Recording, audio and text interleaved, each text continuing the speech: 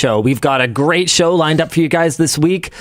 Google's AI Overviews feature launched and is doing all kinds of wacky things, citing The Onion, recommending the health benefits of drinking urine. Good job, Google. In other news, Spotify bricks its thing, which is going to make a lot more sense to you if you know what the thing is, which we will cover later. What else we got today?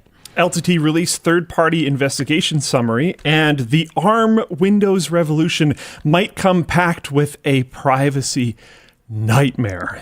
Oh, yeah. That's going to be very interesting. We'll talk about that.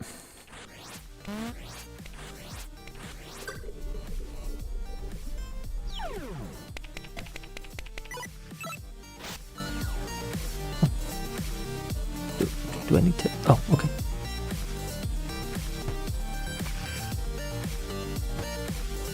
The WAN Show is brought to you by Ridge, Acronis, Moosend, and our new WAN Show partner, Secret Lab.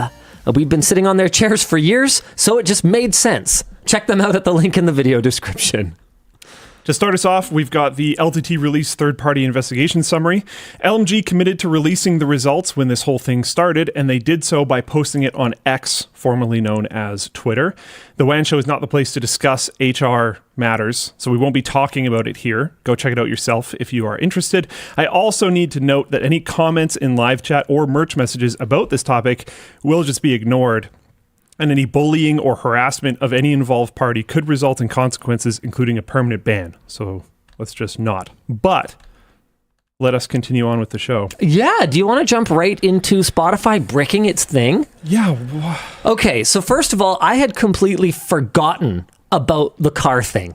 Yes. Okay, so it's an accessory. I didn't forget about it. I never knew it existed. / infotainment device. And the idea was to be able to have Spotify in a car that doesn't have Android Auto or doesn't have CarPlay, or maybe you just don't feel like using Android Auto or CarPlay, and you just wanted this dedicated device to connect to Spotify. And what's kind of cool about it is that people weren't just using it in their cars. I saw, was it Snazzy? I don't know, it was someone. Someone on the internet said that they kind of used it in their workshop, but basically it was just an interface that allowed you to interface with Spotify. It was invite only, and it was launched in April of 2021 and then launched publicly in February of 2022 for $90. It was then pulled from sale just 5 months later, meaning that many users who own these devices have had them for less than 2 years, and nobody who has one has had it for more than about 3 years. Now, just this week, Spotify, okay, hold on. First of all, Spotify began notifying people that the car thing will be discontinued as of December 9th of this year, and it will be rendered completely inoperable. So not only are they discontinuing it, they're actually going, okay, this is the date, this is the hard date, throw it in the garbage. It gets better. I don't understand. I mean, worse. Sorry, worse. That was a verbal typo. It gets worse. Spotify is neither offering a refund, nor is it even offering a store credit. It is basically going, hey, thanks for your $90. We hope you enjoyed the limited amount of time that you had to own that product that I don't know. I guess this is now a retroactive lease agreement. I think you might have basically just specified this, but when was the last, when could someone have ordered it the same day that it was discontinued? No. People could have ordered this as recently as March, April, May, June, July, as recently as the summer of 2022. Okay. So a little less than 2 years ago. That's wild, though. I don't get it. I don't understand why, I could understand saying, okay, we're going to end of life this thing. It's not going to receive updates. But it would probably keep working for a pretty considerable amount of time. Well, yes and no, because whatever API hooks it might rely on, maybe it doesn't. And I mean, this is a funny one to me because it is mind-blowing to me. My understanding, and guys, correct me if I'm wrong here, my understanding is that it's just like an Android-based, pretty simple thing. So from my point of view, I don't really see the reason why this wouldn't have just been like running the Android app in the background, and the interface wouldn't have just been the same as any other device, in which case, to Luke's point, there's no reason it couldn't just keep working for a very long period of time. Kind of like when Pebble stopped getting updates to the app. Yeah. Dude, that worked for years. Yeah, they didn't actually kill it. Yeah, they didn't actively shut it down. Yeah. People are trying to sell them. I'm finding like ebay.ca. People are trying to sell them. So the only reason I can think of for them to actively kill it right now would be if they created some kind of custom backend or custom interface for it to interact with. And this is something that maybe you can explain to me, okay? Because I don't understand it. When I read comments in the YouTube Creator Studio app, they are... yeah, you've talked to me about this before. Yeah, I've talked to you about this. Okay, they are not the same as the ones that are publicly accessible. Okay, so for example, if I sort by newest, the Creator Studio app will be like missing a bunch of them. And if I go sort by newest on the live site, they're all there. There's more of them there. Why the ever-loving do they have two databases of the comments on this video? No. Hold on. Stop typing. Stop typing now. What they're typing. Yeah, I know what they're typing too. Okay, YouTube is a massive service that has people accessing it from all over the world. It operates at a scale that is barely imaginable to the lay person. They absolutely have geo-replicated servers running their services. I get it. That's not what this is. I don't think it's that. And I know this. I know this for a fact. I'm hooking into a separate, for whatever reason that I can't possibly fathom. It's a subset. Why? Why would you redo work?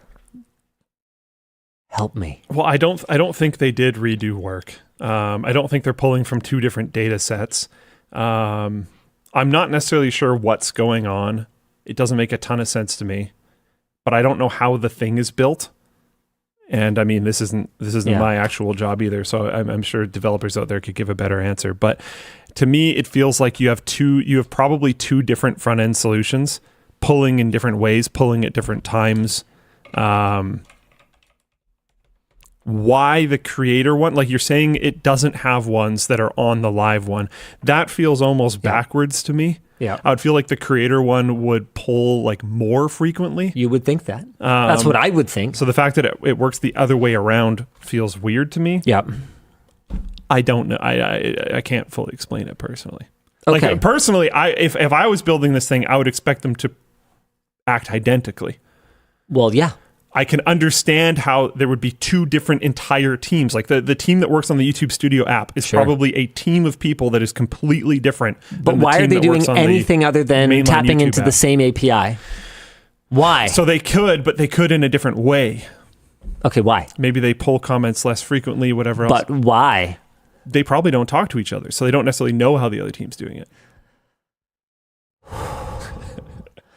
I would think that there would be some form of standardized thing, but like I have no idea. I haven't worked at a company in that scale, and it just doesn't make sense to me at all. So I'm trying to make assumptions about something that I don't get how it would become that way. But yeah, it's a baffling thing, dude. There was I think it's teams not directly communicating with each other, accessing the same repository but in different ways, and that's creating a frustrating experience. And there was another discrepancy that I found a while back that just completely broke my brain.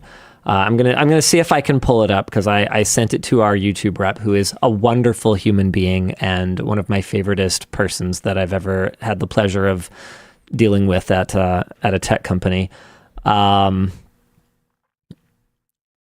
this is a funny one. Might it be the same repo? This is separate. I don't know. All right. Anyway, what is the Yeah. Here we go. So I sent a follow-up in March, so a couple of months ago. Creator Studio mobile app shows 98 replies on this thread. Second screenshot is showing everything that shows up when I scroll all the way down. Come on, folks. So you can have a look at my screenshots here. This is the Creator Studio app. So it even managed to log the number of replies there are supposed to be. Okay, and this is, oh, dang it. Great, here we go. And then here is everything that comes up. That's all of them.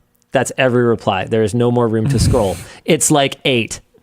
And when I accessed it publicly, because the reason that I was drawn to this one in particular was because I had replied to it. So I replied to it, and I was checking in on replies to my reply because it was an active conversation. I not only can only see these 8 responses, I can't see my own fucking message. When had you sent, is there a time thing? So are all those messages from before a certain period of time? Because this is what a decent amount of my theory is leaning on. So I think those messages are, I think it is truncated here. But what I can't imagine is any reason why. Yeah, I don't know. I think the whatever's pulling it is not happening at the same rate that it happens on the live server. No, because I could go back ages later and they still wouldn't be there. Oh. Yeah. Yeah, so this is the kind of stuff. You guys think you got your new YouTube interface and you're all mad about that. Guys, that is the least of their problems. They can't even figure out how many fucking comments are in a chain. Like, man, I remember talking to someone at YouTube about this years ago. I was like, look, if you guys want to be a social media platform, you could be the biggest social media platform practically overnight, but you've got to deal with comments. You've got to deal with user-to-user interaction because it's a cluster bomb right now. And to their credit, they've done a lot with respect to moderation, automatic moderation of bots and stuff like that. It's not perfect, but it's so much better than it was a year or two ago. But the fact that they don't have pretty bad. I can't imagine. People aren't posting ASCII tanks anymore, but there sure is a lot of other spam. There's a lot less porn spam. A lot less. Way less. And it's far less overt. There's no more WhatsApp numbers and usernames. They have cut down on look. What I'm seeing a ton of, and I'm seeing this ubiquitously on every video on the platform, is Amazon's groundbreaking new cryptocurrency. I haven't actually seen a lot of those lately either. Sorry, go ahead. Is replies that look extremely real, and then you look at the little photo. Yep. And you're like, I still come across a lot of those, but I see those all the time. Dude, what's even the point of those? Those have got to perform a lot worse. Yeah, those can't be that effective. So in terms of cutting down on the... I wouldn't be too surprised if there are some... But those comments, a lot of the time... users clicking on profiles hoping. Sure. Look, we can acknowledge the improvement. If it didn't work, they wouldn't do it. But we can acknowledge the improvement. They don't do it as much. Yes. Not even close. It's improved. So the names needing to not be phone numbers and WhatsApp IDs and stuff. That's a big improvement. Okay. So I know that it's been at least a conversation, I don't know internally at Google, but externally to Google for years, that what they should be doing is they should be doing more of a Reddit style upvoting and downvoting system if they really want to improve comment quality. And do they not? Is there not? Can you not downvote on YouTube? You can upvote and downvote, but what you can't have is conversation threads within a parent comment. Okay, so you can't have multiple branches off of a parent. That actually gets pretty confusing when people are replying to each other within. That does get confusing. So this ended up on, speaking of Reddit, this ended up on the LTT subreddit when I replied to someone on the pool cleaning robot video, and people started kind of saying, Linus is super aggressive and defensive here, when they thought I was replying to the parent comment. But what I was actually replying to was one of the comments that was a sub-comment under it by the original poster. So because I added them, the assumption was that it was replying to the parent comment, but it wasn't. I was directly addressing things that they had said. And when some people noticed and were like, actually, people were like, oh, what he said makes way more sense because he was actually replying to a completely different comment. But it gets even better, and this is where I'm going with this. Tying back to the mobile app, when I sort by newest, I can't see if a comment is a parent or child comment. So I never even knew that the original post existed. I replied directly to their reply to their own comment, not knowing that it was a child comment rather than a parent comment. So when I saw some of the backlash to what I said, I was completely thrown for a loop. I was like, oh, YouTube. We can't live with you. We can't live without you. Hey, thanks for this career. Anywho, Spotify, what should they do? What can they do to make this right? Because, I mean, it's not going to do us any good to just say, oh, yeah, Spotify, bad people, I hate them forever. What can they do now? Some amount of store credit would probably be good, at the very least. Is that enough? How much? It was a $90 device. This is not a cheap, this is not some throwaway meme product. This is something people bought for nearly $100 US. I mean, probably $100 by the time they pay for shipping for it. I don't know if they free shipped it, but whatever. In the neighborhood of $100 US. That's not like meme, I bought it at the dollar store money. Yeah. I don't know. You have to be able to stop supporting things eventually. Yeah, that's a really good point. And whatever reason they did it for, the way it interfaces with Spotify is not in a generic way that will continue to work until some unforeseeable time in the future. So yeah, you've got to be able to discontinue stuff, but like this clearly isn't right. Too early. They did stop selling it, a year and a half ago, so that's good. You should I believe you should give it more legs than that. And then... I mean, it isn't turning off for another 7 months, so it will have been 2.5 years by the time it actually turns off. In my opinion, you should never really, deactivate things. Just let them rot eventually.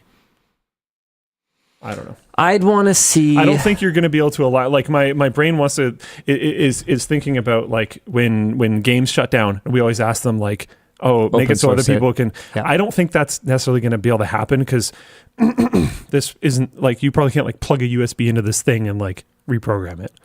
I mean... Easily. Is it Android-based? Does anyone know? Because if it is, then you almost certainly could. I've never seen one. I mean... So I could be wrong. You 100% can? Okay. Well, then they should do that. Yeah. I mean, and look. It's Linux-based? Why don't they do that? Okay. Can people just do that anyways? Can I make an argument? Hold on. It's hackable. Wait, 1 second. I know, but we're going to get there. Excited. We're going to give me a second. All right. I can understand. I was hanging out I was having a good time. I know that. We were vibing. I know. That's why I took it away. I just hate seeing joy on your face. I can understand why they might not necessarily be able to do that. There may be intellectual property concerns in the code, right? Oh, yeah. Oh, okay. There could be. Okay. There could be. Okay. However, I think at the very least, some kind of nudge or facilitation for the open source community to take it over is in order here. I understand why legal might not have allowed it, but I hate this. This is such a terrible precedent. It's such a terrible way of behaving as a company that it almost doesn't really matter what the legal advice was. You've got to find a way to do the right thing. Yeah. And the right thing is obviously to make it able to continue to work. Yeah. And the very, very least they could have done is to not actively brick it. So apparently people have already done a USB unlock of it. There's already a jailbreak. Yes. What I think would be pretty sick, in my opinion. There's apparently a subreddit already. I love it. Car thing hacks. Nice. What I think would be pretty sick is if they gave some Spotify developer time to the open source project. I think that would be such, even if they're still going to shut it down in December or whatever, I think that would be such a good faith, good guy move that people would be willing to look past a lot of the crappiness of this situation overall. Yeah, because it's not great. It hasn't been conducted great so far. And they can't commit to, I'm just going to defend them slightly. They can't commit to this forever. No, you can't support something forever. But if they're and that's the problem with smart devices. That's why I didn't buy that floor cleaning robot. Because I told you about that conversation, right? Where I was like, okay, but what happens if you go bankrupt? Does it operate without your cloud thing? And they're like, well, yeah, it's not going to go away. And I'm like, right, but if it does, what happens? Is it a brick? Well, yeah, but we're doing great. We're not going to go away. I'm like, you a fucking idiot? I'm not going to buy. It was like $18,000 or something like. I'm not going to spend that kind of money on something that just turns off. A lot of things like that, like infrastructure like that, is going to be in deployment for the entire existence of that building. I could expect that robot to work for 25 years. I don't know. Even if your company doesn't go under, you could get acquired by someone who doesn't give two shits about floor cleaning robots. Maybe they want to use your automated pathfinding technology for a military application or something. They don't care about my stupid badminton building. Yeah, see you later. You never know. Yeah. You don't know. Yeah. But so I think that would actually be very cool is if Spotify software developers, Spotify software engineers were given a little bit of time. It has to be limited. It's not going to be able to be a ton. They're discontinuing this for a reason, but a decent amount of time, enough time to make a really solid contribution to the open source project. Don't take it over. Don't have anyone become leads on it or anything, but try to contribute really heavily and get it to a point where the open source community is like pretty stoked on it, and then just let them have it and leave. And that's not like a happy ending, but it's a neat ending. I don't think it's that kind of device. I mean, I'm sure in open source that does exist. I'm sure it does too. All right. Oh man. What is our next topic going to be? Imagine. The fact that he can't even get it out. This is not a good sign. He's never had this problem again before. I haven't been canceled in a while. Just imagine being like, yeah, you know what? This isn't good enough. I need to push contributing code. Imagine like just having that thought. Open source, open legs. I need some people to test this one. So you gotta push the contributing code, then you gotta pull it. I'm on the alpha version of the new thing. I need early access to all the features. Works with Android 15. Oh man. Okay. Alrighty. Do you want to pick our next topic? Yeah. Should we do our new channel? Yeah, actually.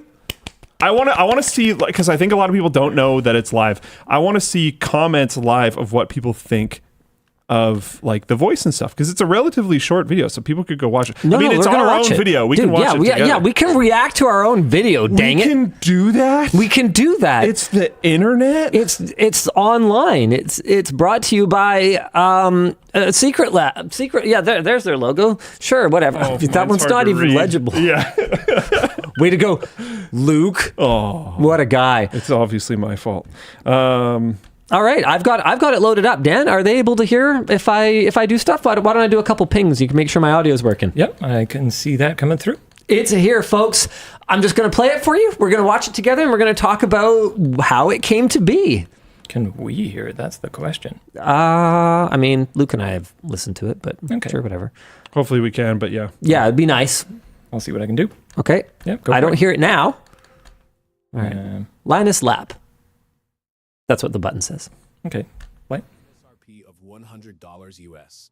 It's a fully modular ATX power supply with a single fan mode. The power supply comes in reasonable packaging and measures 150 by 86 by 140 millimeters. Considering cable flexibility, it has an effective depth of 175 millimeters. The Corsair RM750E is accompanied by the accessories as shown and supported by a 7-year warranty. This warranty period is as expected for a power supply of this class. The fully modular cables are of acceptable quality. They have plastic insulation and are moderately flexible. The provided cable set includes a single 12-volt high power cable, allowing it to power all types of high wattage GPUs. LTT Labs conducted all of the following testing at an ambient temperature of 20 degrees Celsius. The full test suite, including tests at extended temperature ranges, is available on the lab's website linked in the description. But before we get to the results, here's a message from our sponsor. The Corsair RM750E carries an 80+ gold rating, and we measured 90% efficiency at 50% of its maximum rated load. That's equivalent to power supplies in a similar class.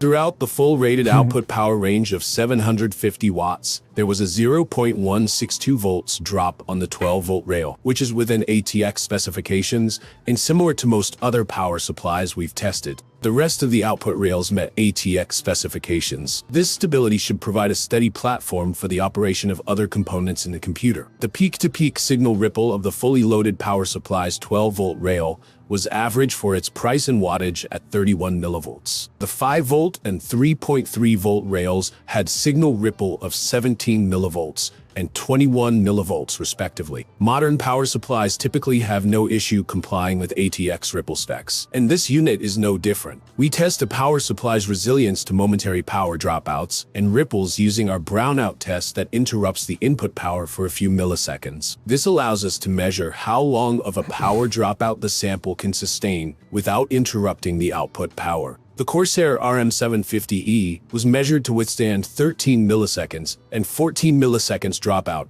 at full rated load for 115 volt and 230 volt inputs respectively. This unit performs similarly to other power supplies. The excursion test momentarily applies up to 200% of the rated load to test a power supply's ability to support components that may temporarily require more than their rated current. The Corsair RM750E withstood a subset of the excursions but failed with others. It's compatible with most systems but may struggle with high-end hardware connected. I don't think we The need to watch the Corsair whole thing. RM750E is equipped with the protections Alright. as listed, providing the full suite of protections for you and your equipment. We measured the overpower protection to engage at a maximum of 131% of rated load, while the 12-volt rail alone is capable of 81 amps, 130% of its rating. This is equivalent to similarly rated power supplies offering good protection against component faults, while also allowing the power draw to slightly exceed the official rating. We can recommend the Corsair RM750E because of its good load and line regulation and resilience to cross loads. For full specifications and test results, follow the link to the product page on the LTT Lab's website. All right. So let's talk about it. I jotted down some notes from chat while we were going. Yes. So a couple of these I think I can just answer immediately. A couple of these maybe become discussion. One of them is voice too slow. In that case, in my opinion, just adjust the video playback speed. You know, it's funny because I actually saw some comments saying that it was too fast on Floatplane. Adjust the video playback speed. Yeah, like, or not too fast. Someone said that normally they watch at 1.5 speed and they had to slow this one down to 1x. Interesting. So it's going to depend on your familiarity with the subject material, I think. I suspect people are saying like the voice cadence is off and stuff. That'll improve over time. Considering where we started. It's way better. The first time we previewed this was probably about 3 or 4 months ago, something like that. Man, It's a lot better. This is a big improvement. So it will consistently improve. Yeah. Some comments that I saw were like, it's not taking like breaks to breathe. I mean, it doesn't breathe, so that makes sense. I heard a does. breath, though. I heard it take a breath. Did you really? It's Yes. imitating, yeah. You It hear it a has little a bit, breath, yeah. and it doesn't like pause. Like there's the sentence pauses are not. So It much doesn't like that. run out of air. Yeah, I noticed that as well. yeah. So like stuff like that will be improved over time. Yep. Someone said I'd stop watching. That's completely fine. Yeah. One of the reasons why people have been asking why we chose AI voice for this, because these aren't going to make like any money at all. And there's like, Well, it's not just that. These are not going to That's get part any of it. views, which is why that's going to be a thing. which is why they're not going to drive any revenue. And I suspect watch time isn't necessarily going to be amazing, stuff like that. There's comments like, I'd stop watching, not enough emotion, stuff like that. That's fine. It's not supposed to be hyped up, really exciting, interesting content to watch. It's supposed to be like, I am interested in purchasing this product. I would like a very on the point, information heavy, cookie cutter video. Third party, validated. Give me the information. And then It's- if you're interested in diving into more because you saw one part that you found is interesting, then you can jump to the lab's website and get more info there. I don't suspect, unless you're like, oh, I really freaking love power supplies, dude. I don't expect you're going to watch every video on this channel. I suspect the subscriber conversion for a channel like this is not going to be super high. But if this was back in the day and I was building computers, this is the exact type of stuff I would have tried to find. Because this is why I would look at content on YouTube, was because I wanted to see video of the thing out of the box. That was like 100% what I was looking for. I didn't care about the unboxing experience. I wanted to see the thing after it was out of the box and to verify some assumptions I was making. And there's going to be people that are going to watch a lot of videos on the channel. Sure. But they're not going to subscribe for entertainment unless maybe they work in the industry. Like if my job was procurement at a system integrator, and I was just like, totally. Oh, well, this is convenient. If these guys are just going to test every power supply and I can just get a notification on my phone so I can make sure that I'm keeping up with what's good because it's like my job, absolutely, I could see someone subscribing. But for the average builder who's putting together a system for, their roommate this quarter and, doing something for their sister 6 months later. You're not going to subscribe to it. But it's very likely you'll watch one of them. Or you know what? We haven't given much thought to playlists, I guess. It just popped into my head. Maybe Bell, Jake Bellavance is the channel manager for this, but yeah. I don't think we've given a ton of thought to that yet. But something that would be cool is if we had playlists that are like at various wattage ranges, or playlists that are at various price points. Price points will be tough because they're going to change. So unless there's a way to like hook into YouTube's API and manage your playlists automatically or something like that based on, pulling real-time pricing information or something, I don't think we'll be able to do by price. But if we could do it by wattage range, for example, then that would be a really cool way to go through the channel and basically go, okay, out of 500 watt power supplies, okay, I want to learn about some of these. Of course, I understand.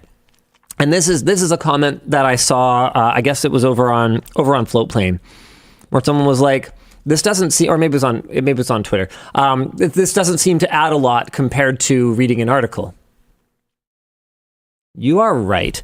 The correct format for a power supply one-pager is a page, not a video. But what we have to recognize is the realities that exist in the techosphere, in the mediosphere, that have made it so that this abomination is now how you will find out about the testing data of a power supply. Viewer habits have changed to video. The money that used to be in written media is functionally gone compared to how it was in the early to mid to even late 2000s. People just will not read something. People will not read something, and even if they did, that site that writes that thing that no one's reading would have an extremely difficult time surviving. So the equipment that's involved in this and the personnel that's involved in this is so expensive. I just don't see a path where you could do this testing in a written format unless it was, like to my point earlier about being very interesting to people who are in the industry, unless it was like a paid subscription or something like that. But that's not where we want to go, at least with the basics of, is this thing okay to buy? What kind of computer can it power? Do its safety protections actually work? Like, that's not something that we want to paywall.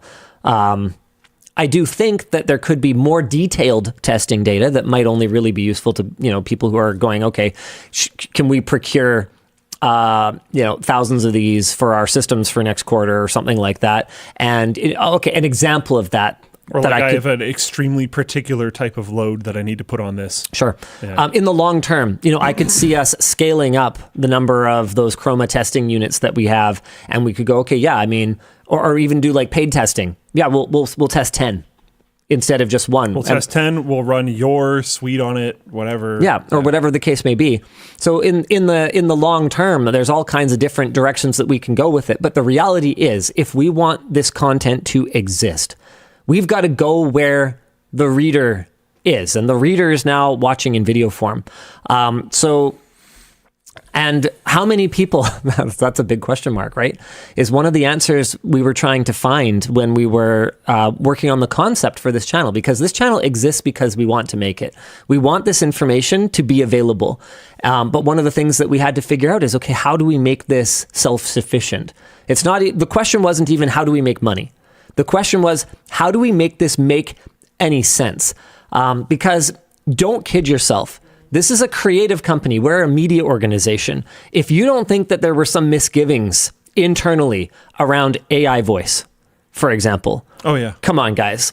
There were absolutely misgivings. But the way that we're looking at it and the way that we've messaged it internally is, look, This is not replacing human intervention. A human developed this test suite, and a human needs to test this power supply.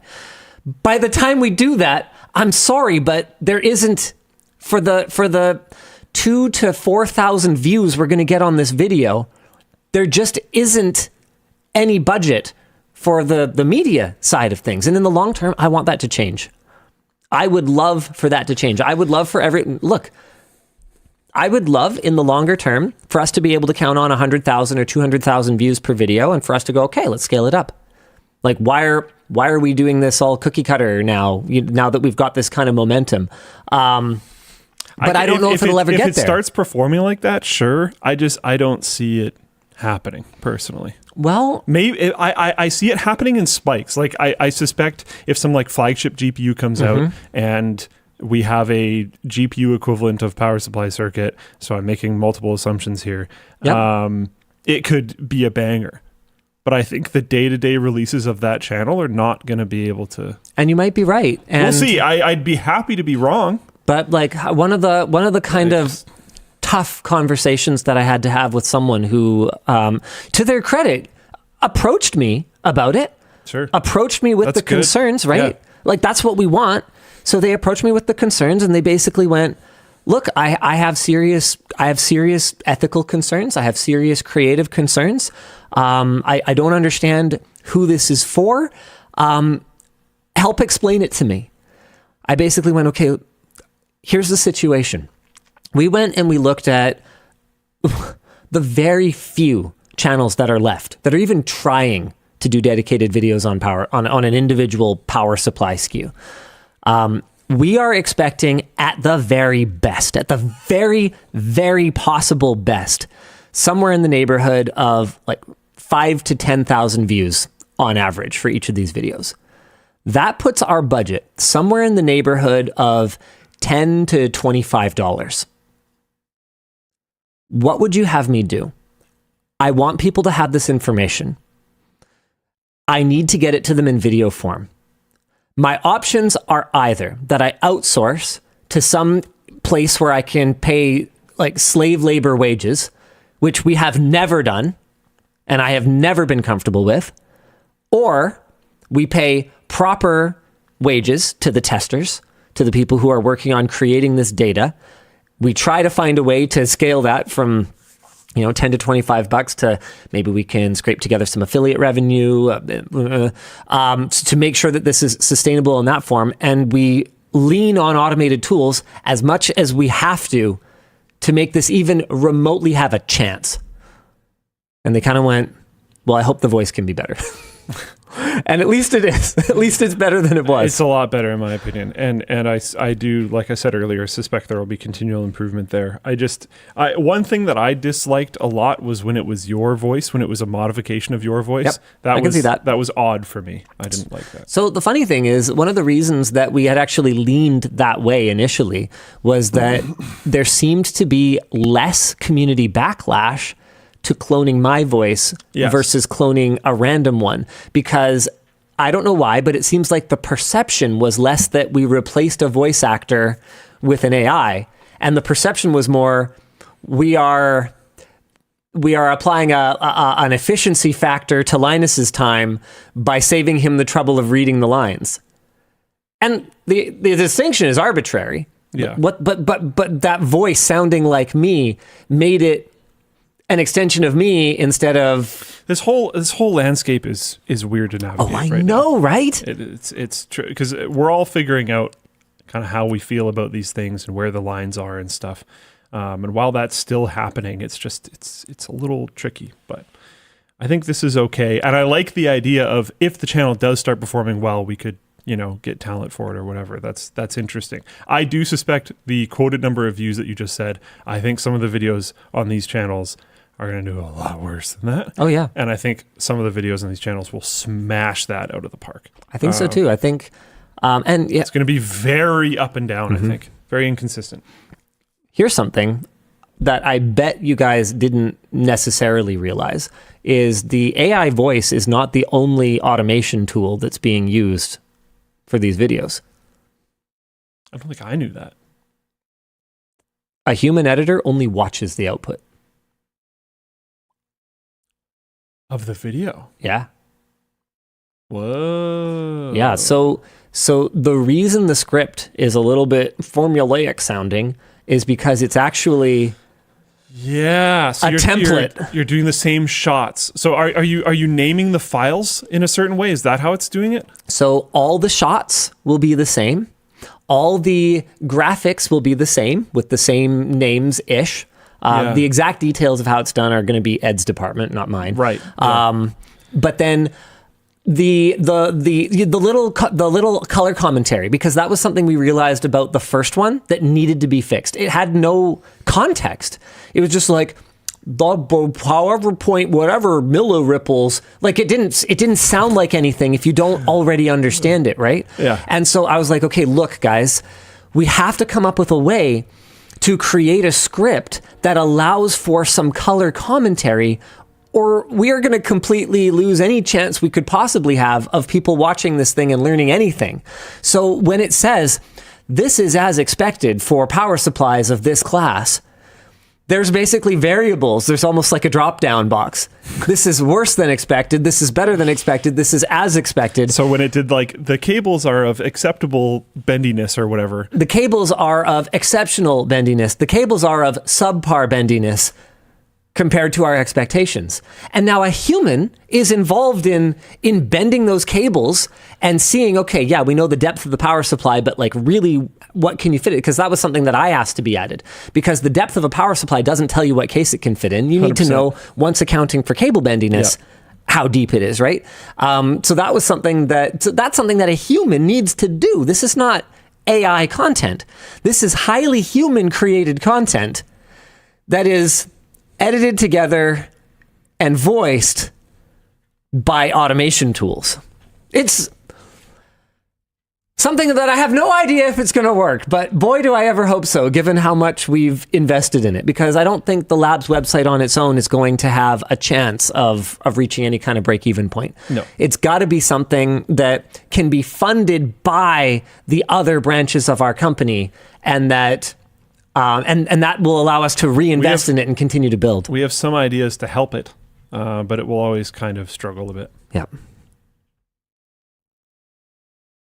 Exciting, right? Well, I'm excited. Oh, right. We're supposed to do merch message. I'm excited to tell you guys about those.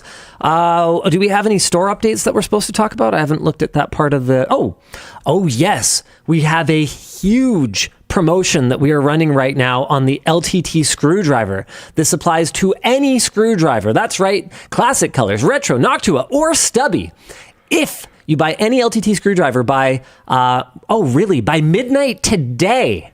Wow, that's a really short draw. Okay, you'll be entered into a draw to win either a giant LTT screwdriver.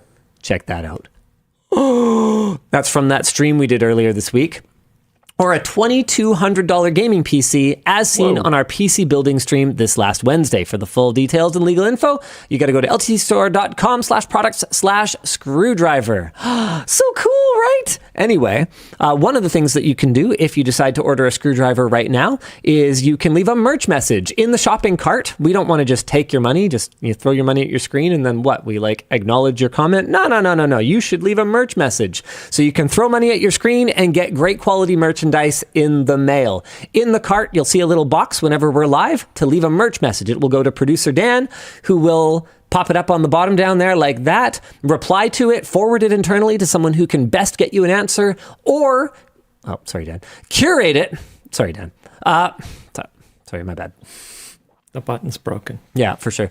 Or he will curate it for me and Luke to address on the show. Dan, do you want to hit us with a merch message to show the folks how it works? Sure, absolutely. Yeah, we've got a few here. Let's see. Would you make an Apple leather jacket? No. So. Oh, God. Please make a medium tall. I need to replace my leather jacket so bad. So. Please. You know how we did tall shirts yet, Dan? We're losing this war. I don't care. I will have them custom tailor me one. You know how we did that mock neck? Yeah. That we called the Steve, where it had the seam down the middle, just like his iconic. Okay. So I had. Oh no! The Jensen. The Steve Apple. I had planned. So Matthew from Creator Warehouse, his AMD Ultimate Tech upgrade is coming up. Okay. And I don't know if it's going to make it into the cut because it's sponsored by AMD. So who knows what it might not make it through our own internal business team, Right. Whatever. And it's not like it matters in terms of our editorial integrity if we can talk about a future product or whatever. So it's not the kind of thing, that's not the kind of hill we're going to die on. So it might not make it through our internal team. It might not make it through AMD. But one of the things that happened in that video is Matthew and I decided to tease a potential upcoming product called The Jensen. the Jetson.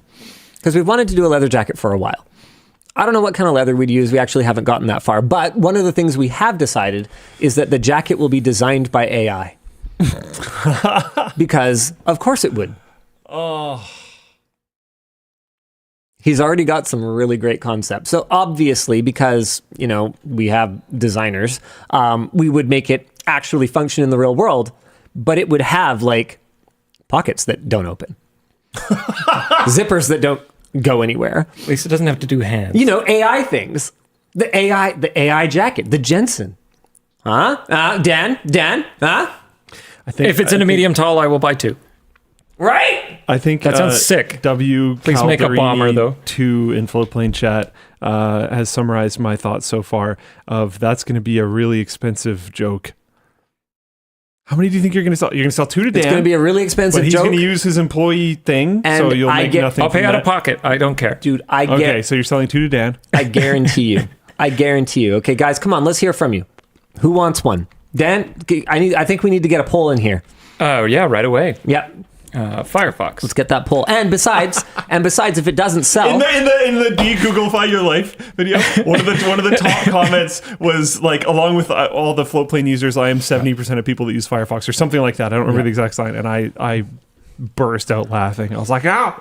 But think about it this way, Luke. Even if we don't sell any of them, infinite money glitch. We just write them off.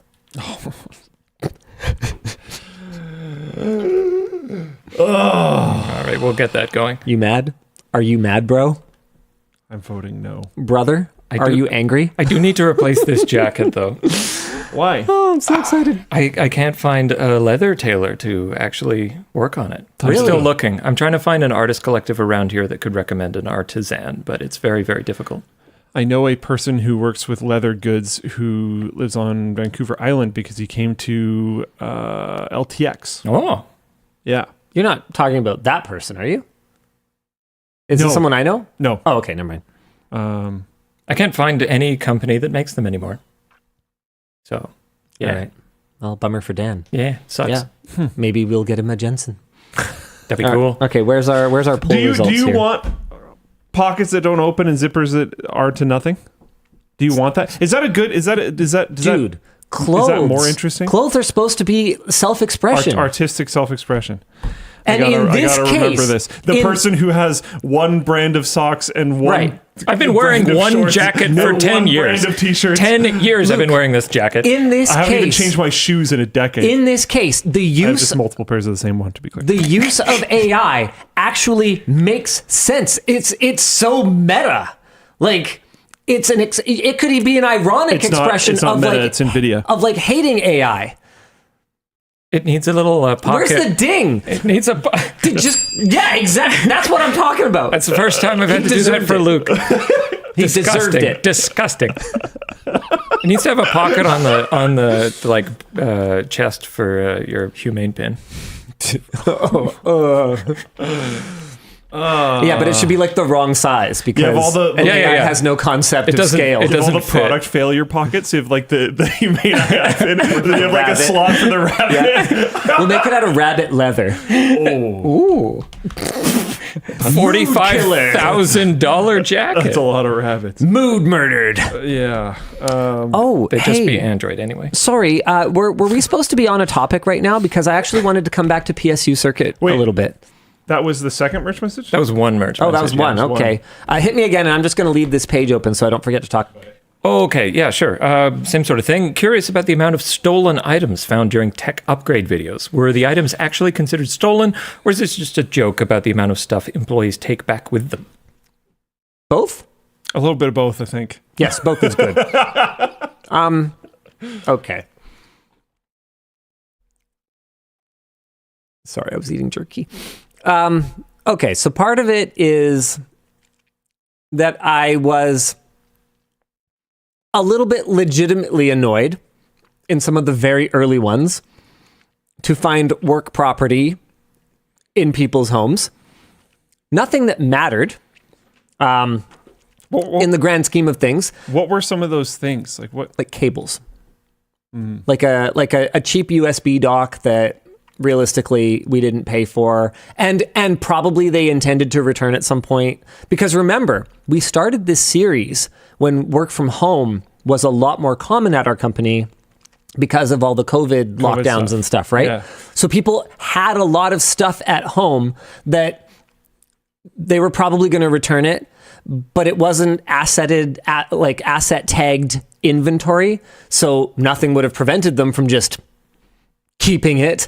And so it was this kind of gray area where it kind of started with me being like, hey, come on, man.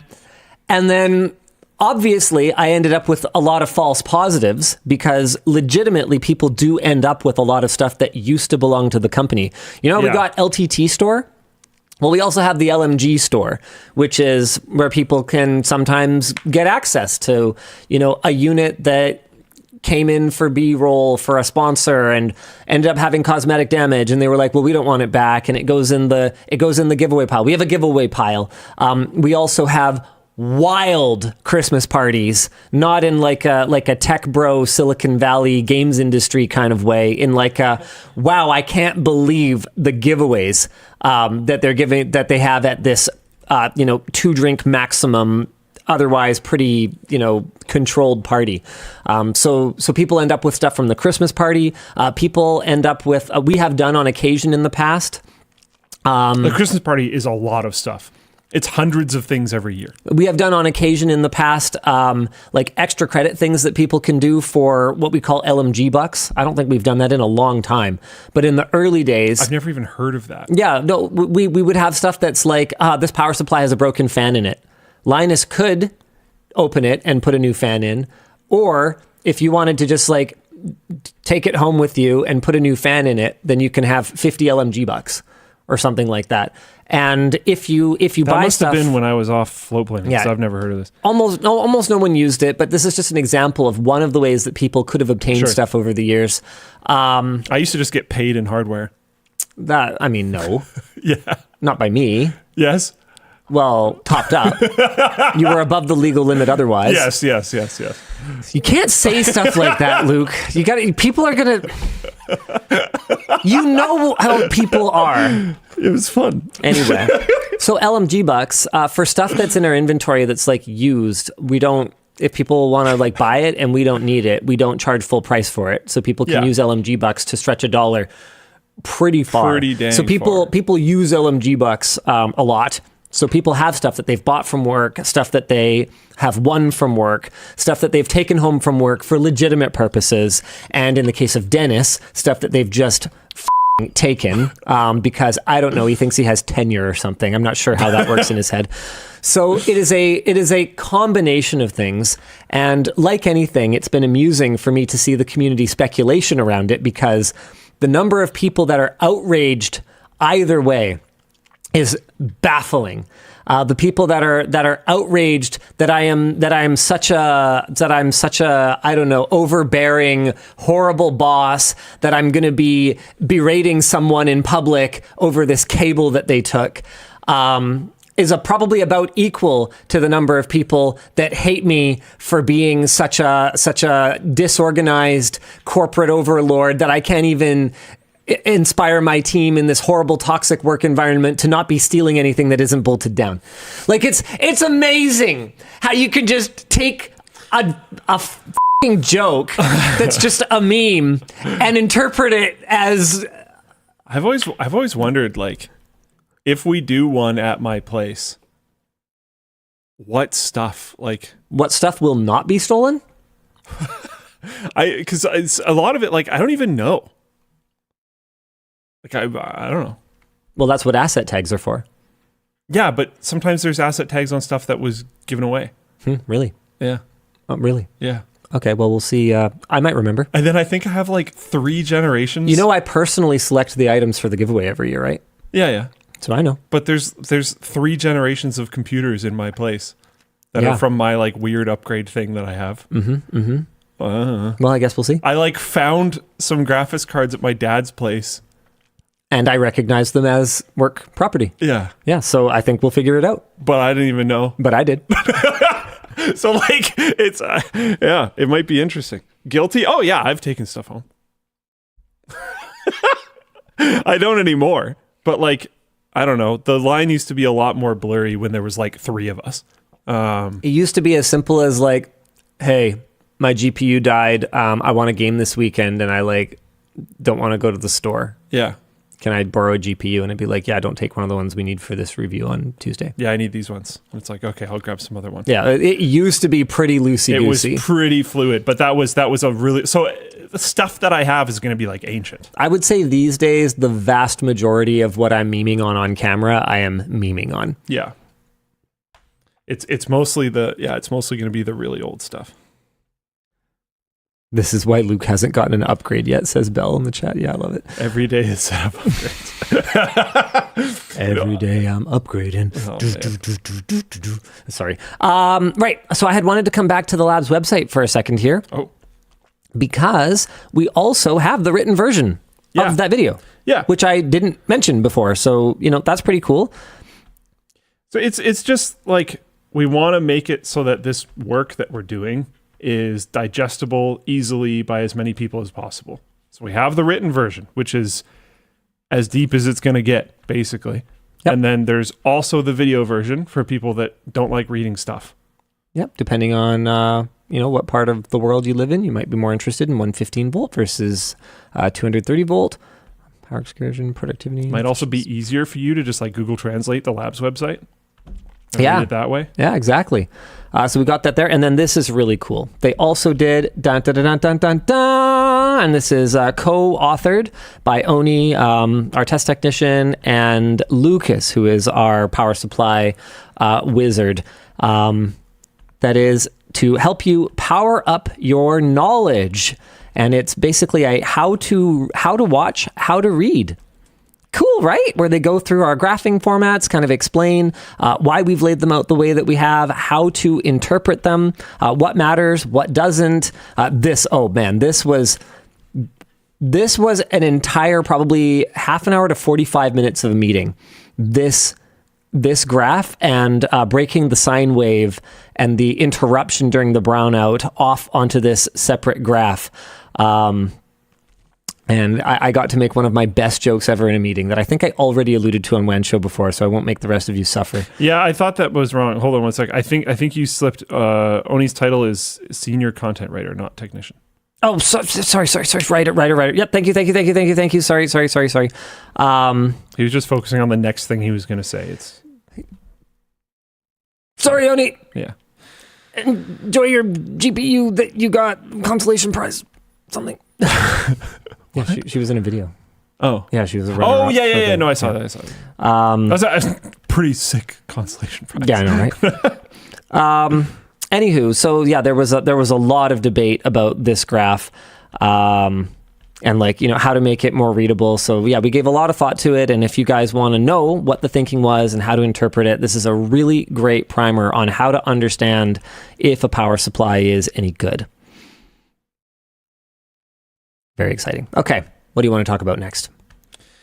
We're off merch messages, right? We're doing other topics. I want to talk about... That's what the paper says. Yeah. I want to talk about... I just read what's on the prompter. F*** you, San Diego. The ARM Windows revolution might come packed with a privacy nightmare. Oh, I know, right? Okay, all right. Do the thing. This was the topic that hit me this week. I dove into this a little bit, but I'm going to read these notes first, and then I'll tangent into whatever I'm thinking of. This week, Microsoft officially unveiled its new lineup of laptops featuring Qualcomm's 12-core Snapdragon X Elite and 10-core Snapdragon X Plus chips, all of which are based on ARM. That's like the big drop here. These laptops reportedly have a battery life of 17 to 20 hours, and several apparently outperform an M3 MacBook Air. Acer, Asus, Dell, HP, Inspiron? I thought it was HP Inspiron.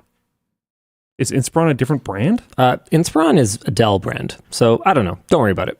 Samsung and Lenovo have likewise announced new Snapdragon-powered laptops, laptop lineups as well. These laptops will launch with native ARM versions of Adobe Photoshop, Lightroom, Firefly, and Express. It's an interesting setup to not have Premiere, but it does say with Premiere and Illustrator coming later in the summer. Microsoft is no longer calling these AI PCs, instead calling them Copilot Plus PCs, which really makes me think of GNU Plus Linux. But anyways, the company is heavily emphasizing their AI capabilities, including uncontroversial features like AI upscaling, but it's not completely uncontroversial, but sure. But also a recall feature. This is the one that stood out to me that has raised some concerns among, I almost said piracy, among privacy advocates. Recall gives Copilot a kind of literal photographic memory by taking an automatic screenshot every 3 seconds. This would store around 3 months of a user's recent activity by default. According to Microsoft, the feature can be turned on or off, and these snapshots, which the vast majority of Windows users will never turn it off because the vast majority of Windows users never go into settings and change anything. So keep that in mind. So you might, most people won't. These snapshots are encrypted and stored locally and may be deleted at any time. Further, users can create blacklists that prevent recall from taking screenshots when certain apps or websites are open. Likewise, these images are tied to specific user profiles on the device. Critics, however, have expressed concern that the feature could still wind up capturing sensitive information, because of course it could, which might be abused by someone with access to the device, especially if a person unknowingly borrows a device or uses a public device with this feature enabled. The UK's Information Commissioner's Office has announced that it will be making inquiries into potential security issues posed by the feature. I mean, this is one of those topics where we read the thing and then I think we basically go, that's bad. Yeah. Yeah. Yeah. Elijah in chat, who I don't like acknowledging because he's supposed to be working, but it's after hours, so I guess it's fine. Elijah says, for his AMD Ultimate Tech upgrade, which by the way is coming, he's going to switch to Linux over this feature. And you know what? Based. I don't even blame him. Based. Even though you can turn it off, it's like, yeah, you can turn it off now. And then Windows will update and it'll turn it back on and it won't tell you. And we've seen it time and time and time and time again. And you know what? I think with the way that things are developing right now. Man, that's so based. On game compatibility on Linux. My understanding, and I haven't talked to Emily about this much, but I have a little bit because she's been pushing me to do another SteamOS gaming check-in, or not SteamOS, gaming on Linux check-in, because it's been a little while. And I kept saying, look, I want to do it when SteamOS gets released broadly. And she's all like, yeah, but like, is that ever going to happen? I've been like, yeah. And now I'm not, I don't know. Who knows? It's a good question. Yeah, it's a good question. So anyway, we're going to do it.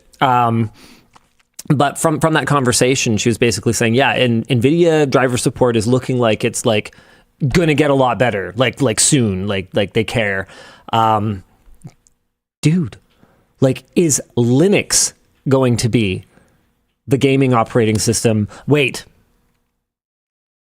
And Windows becomes the or is Linux going to be the x86 gaming operating system? And is Windows, I mean, looking how hard Microsoft is pushing, are they going to become like the ARM, the ARM productivity, operating system, the mobile, like laptop only operating system? Computers.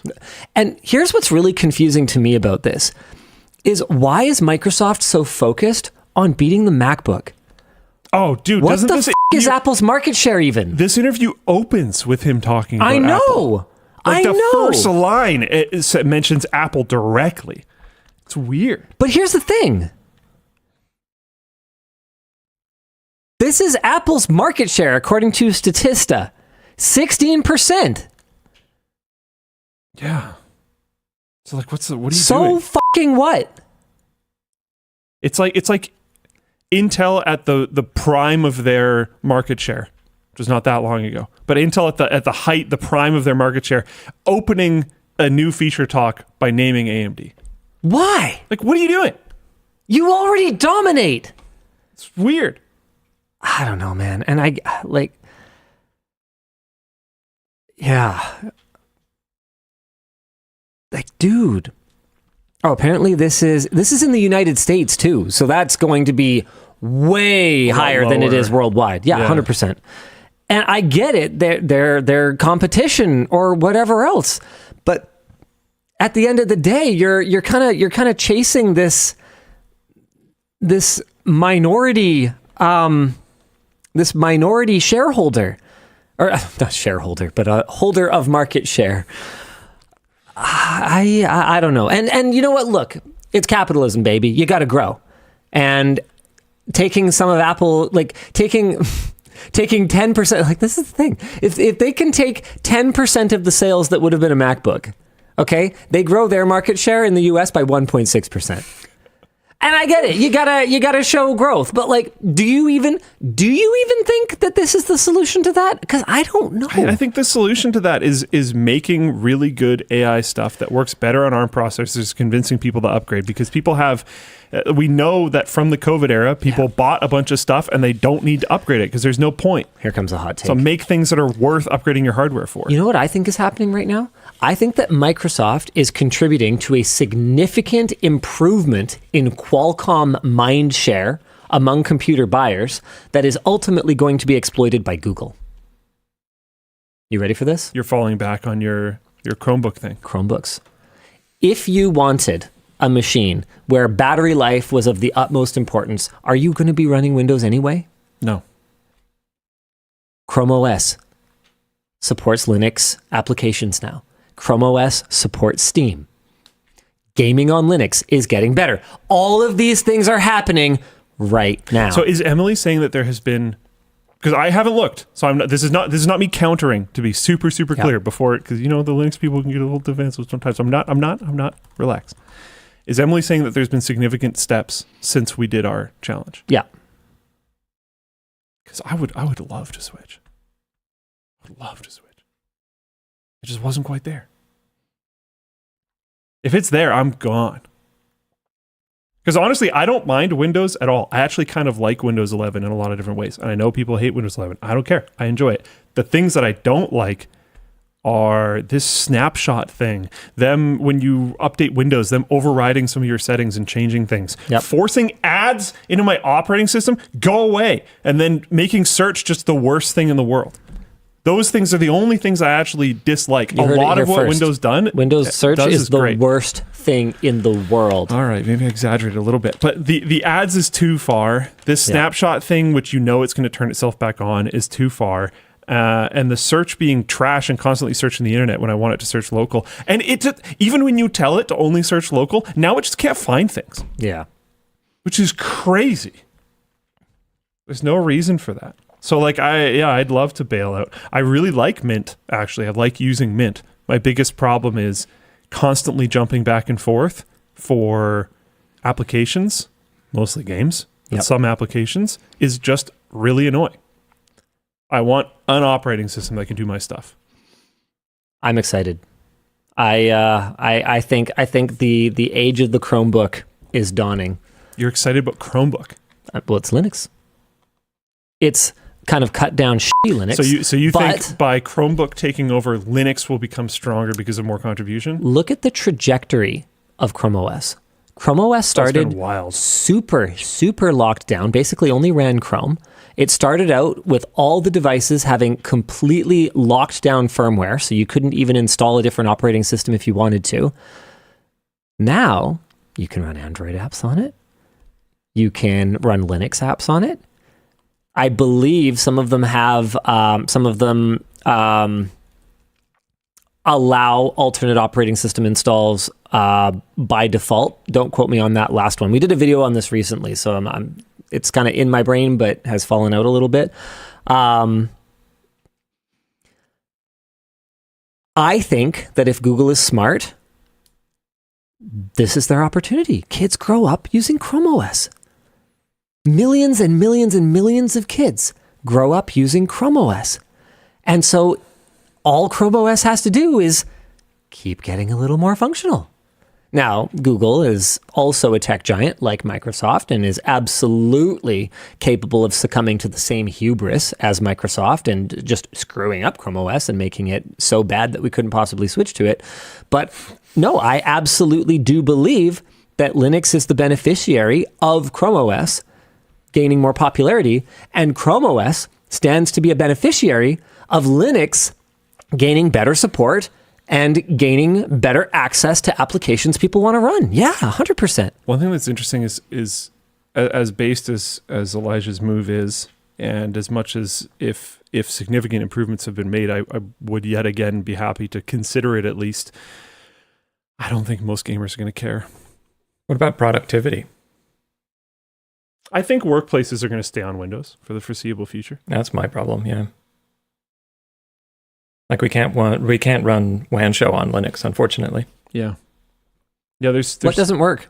Okay, so that's an interesting one. Handyman in Floatplane chat linked me something that is pretty cool, which is works on WOA.com, and then in this particular instance, /games. I'm going to go to my laptop. You can search the games that will work on Windows and ARM. 100 Asian cats. I have no idea. Some game. Okay. NORP analog I know is the good. NORP analog. Yeah, that's fun. Yeah, I like that. Yeah. Okay. So like some of these, you've seen the amount of games on Steam, right? There's going to be some weird names. I'm not talking about the there's 7 Ways to Die. I don't know. That's a game. I haven't heard of a lot of these, but it is what it is. But yeah, there's already sites popping up like this. What's the homepage? What else is on here? Oh, just games. Cool. Can you sort by like category popular, like games you've heard of? Is that a thing? Or okay. Looks pretty bare bones for now, but yeah, in the long term. Maybe it'd still be. Oh, well, there's 1,348 results. I'm expecting they're not all tagged properly. That makes sense. So the category stuff is probably not working great, but interesting site. You could. What do you want to search for? How about that? Let's go with Dark Souls.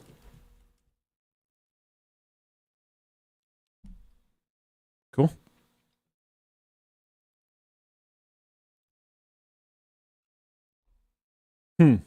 Close. It got Ring. I mean, it's better than Windows search. It's just extremely fuzzy search. It's comfy blanket search. Yeah, I don't know. That's neat, but it's coming along. I don't like this. I care. I appreciate that it's stored locally. Yeah, but some of the stuff's stored locally does not mean secure. Encrypted does not mean secure. Did you hear the argument? Nothing is impenetrable. Nothing is fully secure. Do you hear the argument for why we should be okay with it? Because this is all just coming anyway, and we should just kind of deal with it. Everyone's going to have an equivalent thing. Like, man, we're talking about them having capabilities like, I forgot my password for my mobile operators, online portal. What is it? Cortana. Yeah. You can't be storing that stuff. Yeah. It's sketch. Yeah, this interview on Bloomberg Television, I think this is the interview at least. At some point in time, the interviewer asks Satya Nadella, is this it? Yeah, I think so. I'm not 100% certain this is the right one, but I think it is. At some point in time in the video, she asks him, like, this is kind of creepy, basically. And he responds with effectively what Linus just said, which is like, I don't know, AI stuff is going to be like this, so get used to it. Obviously not exactly that. Very PR speechy. No, he wordsmithed it quite a bit better than that. Yes, but that's basically I'm not point. Nominating you for new CEO of Microsoft. Although they might go in a good direction with you at the helm. I don't know if they'd make money, though. Probably not. Yeah. Yeah. Question. SyncPlane asks, hey, can you ask Dan again what doesn't work on Linux for WAN Show? Yeah, I'm very curious about that. Oh, that's the vMix. Yeah. That's basically just vMix. Yeah. It uses too much of the Windows libraries especially because almost all of it is GPU. It's very, very stable because it's a pretty much 100% GPU compute. This is one of the problems that we run into, and now I'm going to piss all the Linux people off. So there's a couple things. We start talking about how we could maybe adopt Linux again, and Floatplane chat erupts with, you should use this distro with this thing and this blah blah blah blah blah blah blah blah. That's scary for new users. And then the other one is, tell me the software that didn't work, because they know some way to magically get it to function in some way somehow. Yeah, I'm running it on Metal. I'm not going to emulate an operating system underneath it. Yeah. There's always that one program, and it stops working, and then we want to go live on WAN Show, but it doesn't work, so you have to tinker with Linux to make it function. It's like, yeah. It needs to be. Or we could just spend $100 on a Windows license. Yeah. This is Windows 11 that has vMix installed on it and Chrome. That is all that is on this computer. This is why business, I don't really see them moving. And at home as well. Like, there's always that one program that I need to be using that doesn't exist. You had a rough day at work, driving home, 3 different people cut you off, someone scraped the side of your car, you're upset, you go get some coffee and you spill it, and you finally get home, you just want to play video games, and you sit on your computer and they won't work for some reason. And it happened a lot, guys. I think if you're being honest with yourselves, it doesn't bother you because you enjoy the tinkering. There is tinkering. Which is great. Which is fine. Fantastic. I have lots of things that I do the hard way because I enjoy it. Yeah. I don't have to paint my own motorcycle, believe it or not.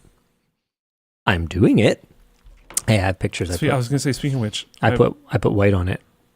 Nice. Primer? Nope. It's primed gray. But the frame needs to be painted white because the pink that's going to go over top of it doesn't shine through as brightly if it just goes on gray primer. I apparently don't have pictures of it, so forget that. How much longer do you think? The paint shop keeps telling me today, bro. Just don't tell me today. Like, tell me tomorrow. Give yourself some wiggle room. For 7 or 8 business days, they've been telling me I'll have it for you today. Is it today or is it? I don't know. Yeah, it doesn't matter. Sometimes you have the best intentions, and I know. I'm waiting on the mid coat and the effect coat, and then I can do the whole thing. Like I'm ready to paint. That's exciting. Yeah, I'm really excited. Someone said, yeah, it's also perfectly okay to only partially move to something if it doesn't work. I hear that, but then, like I said earlier in the show, like I don't want to be switching between operating systems all the time. Why are we training up our level 1 technicians on 2 operating systems? Yeah. No, man. We got grub on the computers now, and like, you make a mistake, and now you won't boot. And I've dealt with that before. I used to triple boot between OS X, Windows, and Linux on one machine.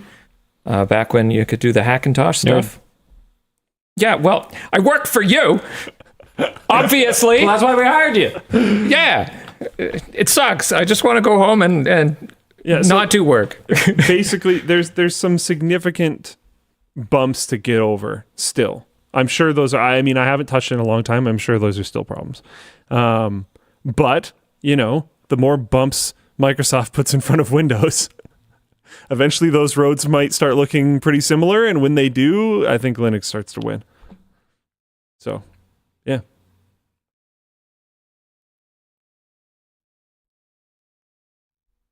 Time to do sponsors? Yeah. All right. Sorry, I'm just going to have to get this sponsor out of my mouth. I actually don't think they sponsored the show today, but the show is brought to you by Ridge. Father's Day is right around the corner, and we know that it can be hard to find a gift that you know your dad will love. Yeah. Don't try broken glass. I mean, how do you top the best gift there is? You as their child. I'm so sorry, Luke. Well, Ridge is here to help thanks to their Father's Day sale, where you can save up to 40% on all their products. Whether it's a wallet, a key case, a fancy pen, or a combination of all of them, they have something to fit your gifting needs. They even have suitcases if your dad is the jet setter type. Wow. And with over 100,000 5-star reviews and their 99-day money-back guarantee, your gift is certain to satisfy. So go check out the sale using the link in the video description. The show is also brought to you by Acronis.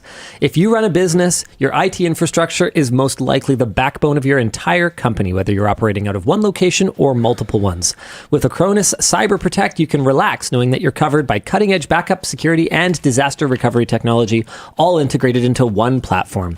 Its single console is easy to navigate with a user-friendly interface and also saves you the hassle and money of dealing with multiple separate applications. The bulk of what Cyber Protect does is in its name. It provides protection against cyber threats using a full suite of features like endpoint detection, continuous data protection, and AI-enhanced antivirus and anti-malware technologies. And if things do go wrong, their one-click self-service recovery means you can initiate the recovery process without IT dependency, reducing downtime. Acronis may not prevent things like your server catching fire, but hey, at least you'll be able to recover your data afterwards. So go use our link in the description to simplify your business's data protection and cybersecurity with Acronis Cyber Protect. Finally, the show is brought to you by Moosend. If you're tired of seeing the email marketing world in black and white, Moosend can help. They offer a suite of utterly amazing tools designed to improve customer relationships through personalized outreach. With Moosend, you can create visually appealing email campaigns to herd your audience eyes, not hurt your audience's eyes, herd your audience's eyes in the right direction using customizable templates, segmentation tools, and personalized dynamic elements. And if you're tired of manually typing out long, beefy responses, you can use their pre-made automation templates or create your own with their flexible drag and drop builder. After you've launched your campaign, calculate your next steps with their advanced analytical tools. Moosend also offers integrations with popular e-commerce platforms, allowing your business to streamline their marketing efforts and milk maximum engagement from your audience. When marketing your business, the stakes are at an all-time high. So check out how Moosend can help by using the link below for a free 30-day trial, and you can also save 10%. That was awful. I should have dinged all of those. Yeah, really. That was the worst. The dancing cow is pretty great, though. That was Dancing amusing. Baby? I don't. What year is it? I don't think it one-upped me apparently being Dan's dad. Yeah, it was a little weird. Is it too late for an abortion? So, like, why does he have a beard? I came out of the womb with that. Bearded baby. Oh, boy. What do you want to do next? 3 merch messages. Oh, yeah, right. Sorry. Oh. Yes, Dan. Yes, sir. Sure. Okay, sir. Having trouble balancing work and time with my partner. She says we compromised on shared time too much, but I made 2/3 versus last year. I work odd hours to get overtime, but get 3 days off. Advice. 3 days off is a lot? Right, but do those hours always coincide with her time off? Because if you have 3 days off, but you spend 2 of them like gaming in your cave, and to be clear, I'm not saying you're doing that. I'm just saying 3 days off does not necessarily equate to 3 days together. Totally. I mean, that's a tough one. You gotta make time. Relationships do not autopilot. You also need to set realistic expectations. Because as they said, I made 2/3 versus last year. Economic times are tough right now. You can't just not push.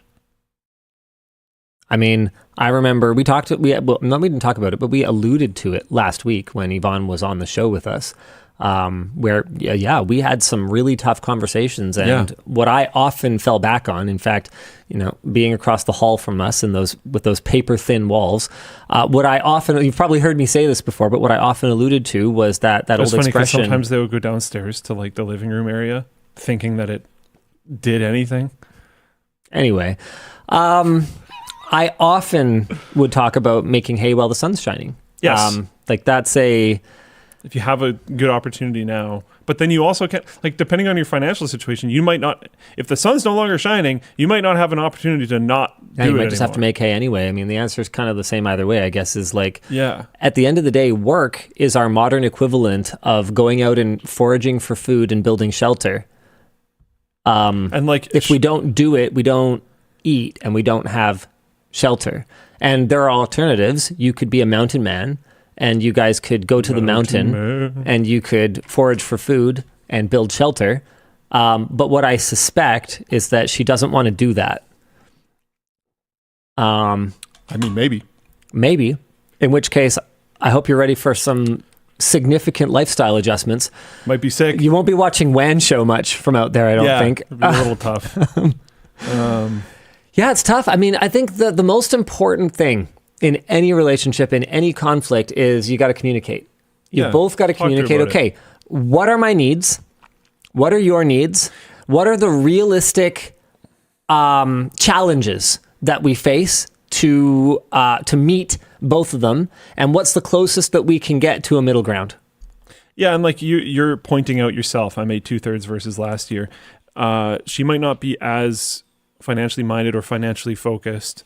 I find there's usually like one person in the relationship that is more so. Like for you, Yvonne is more financially focused, I think. She's better at it. Which is I'll say that much. Probably good. But okay, man, this is one of those things where I feel like in trying to make sure that people properly appreciate that Yvonne is not just the boss's wife and take your wife to work day. I've talked a lot about how good she is at that kind of stuff. Guys, don't kid yourself. I'm not some fucking idiot. Yeah. Like, I know how to budget things and stuff. So I was memeing on you, but I know. Well, the problem is that they don't know that. Yeah. It's fair enough. There seem to be a lot of people that when I build someone else up, and I kind of have I have kind of a self-deprecating style of humor. People seem to take it at face value, which, hey. Anyway, I see you, and that's okay, my literal friends. My point was it might be a good idea to sit down with the books, with her, try to explain, or with them, try to explain. Oh no, it says she. Okay, with her. Try to explain like this is why. Okay, I made 2/3 versus last year. These are my financial goals over the next while, which will put us in these financial positions where, retirement might be more comfy. We might be able to, I don't know, rent a better place or buy a better place or buy a place at all or do whatever, have more financial insulation if something bad happens. Say one of us loses a job, this will give us more of a runway. Like, explain all of these different types of things. But if I could give a little bit of advice, don't mansplain it, ask questions. Totally. Ask questions like, in the event that one of us lost a job, how long would you expect us to take to get a new job? And how much of what we're making now would we be willing to settle for? So you can ask a question like that, lay out a scenario, and then do the math together, rather than doing it all ahead of time and basically giving a presentation, because that can have a little bit of the ick. Totally. That makes sense. Yeah. Work with them on it. I don't know. I'm showing my 7-year-old some games from my own childhood. For example, Roller Coaster Tycoon, Worms, and Age of Empires 2. Classics. How has your children responded to older games like these as they grew older? Did any really get into some? I haven't played older games with my kids that much, but what I will say is they tend to enjoy things the most when you do it with them. So if you just give them Roller Coaster Tycoon and walk away, I doubt that's going to be very effective. But if you sit and make coasters with them, that will be super effective. My son would never pick up Liero on his own. Like, he doesn't. He could. But he loves playing it with me. So that's the kind of thing you got to do, right? If you want them to kind of enjoy the same things as you and you want to kind of make that connection, just make sure that you understand it has to go both ways. I've had to spend more time than I otherwise would have playing Minecraft Dungeons because my kids like it, and it's Diablo, right? Like, it's a stupid just click on everything dungeon crawler game, right? Like, and to be clear, if you enjoy Minecraft Dungeons, that's fine. There's good gameplay mechanics, and I'm sure at like a high level you can like be good at it and stuff. It's not just click on things or whatever. Like, some of the raids are pretty challenging, and like we got wiped and stuff. So no disrespect intended. It's just not really my genre, and I've played a lot more of it than I would have if my kids hadn't asked me to. Right. And let's see, what's our last one here? Hello, Daluli. I recently sent my 89 Civic hatchback into a tree at 35 miles an hour, a day before I went on vacation. Have you had anything catastrophic happen before an event, but found a way to go anyway? What a specific question. Oh, no. Before an event, I mean, I'm sure I've had something terrible happen before an event. I mean, you get sick anytime you go anywhere, so that's kind of catastrophic. Yeah, I'm worried. Remember that time you went to Japan and then just stayed in your hotel room the whole time? That was Taiwan, sure, whatever. That's where I'm going again. Nice. So hopefully I don't get sick again. I thought you also had to stay in your hotel room a lot in Japan. Yes. Yeah, so I'm not wrong. So wow. Why you gotta be like that? I haven't not been sick. Why you gotta be like that? Why am I being so defensive right now? I haven't not been sick during a vacation for 3 years. Nice. And we're rolling the dice again. Nice. Seeing how it goes. Yeah. Maybe it'll work out. You got... Thanks. I'm not sick, don't worry. Thanks. Unless I am. Oh, we'll find out soon. Yeah, I mean, it'll affect me too, I guess. Let's hope neither of us is sick. Yes. I don't know. It's happened a bunch of times. Tell me this. I don't really want to give examples. Tell me this. Okay.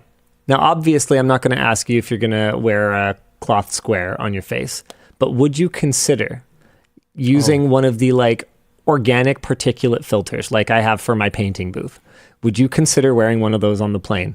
Because close quarters on a plane, look, I don't give a if you believe that COVID was a government conspiracy or whatever. I actually don't care.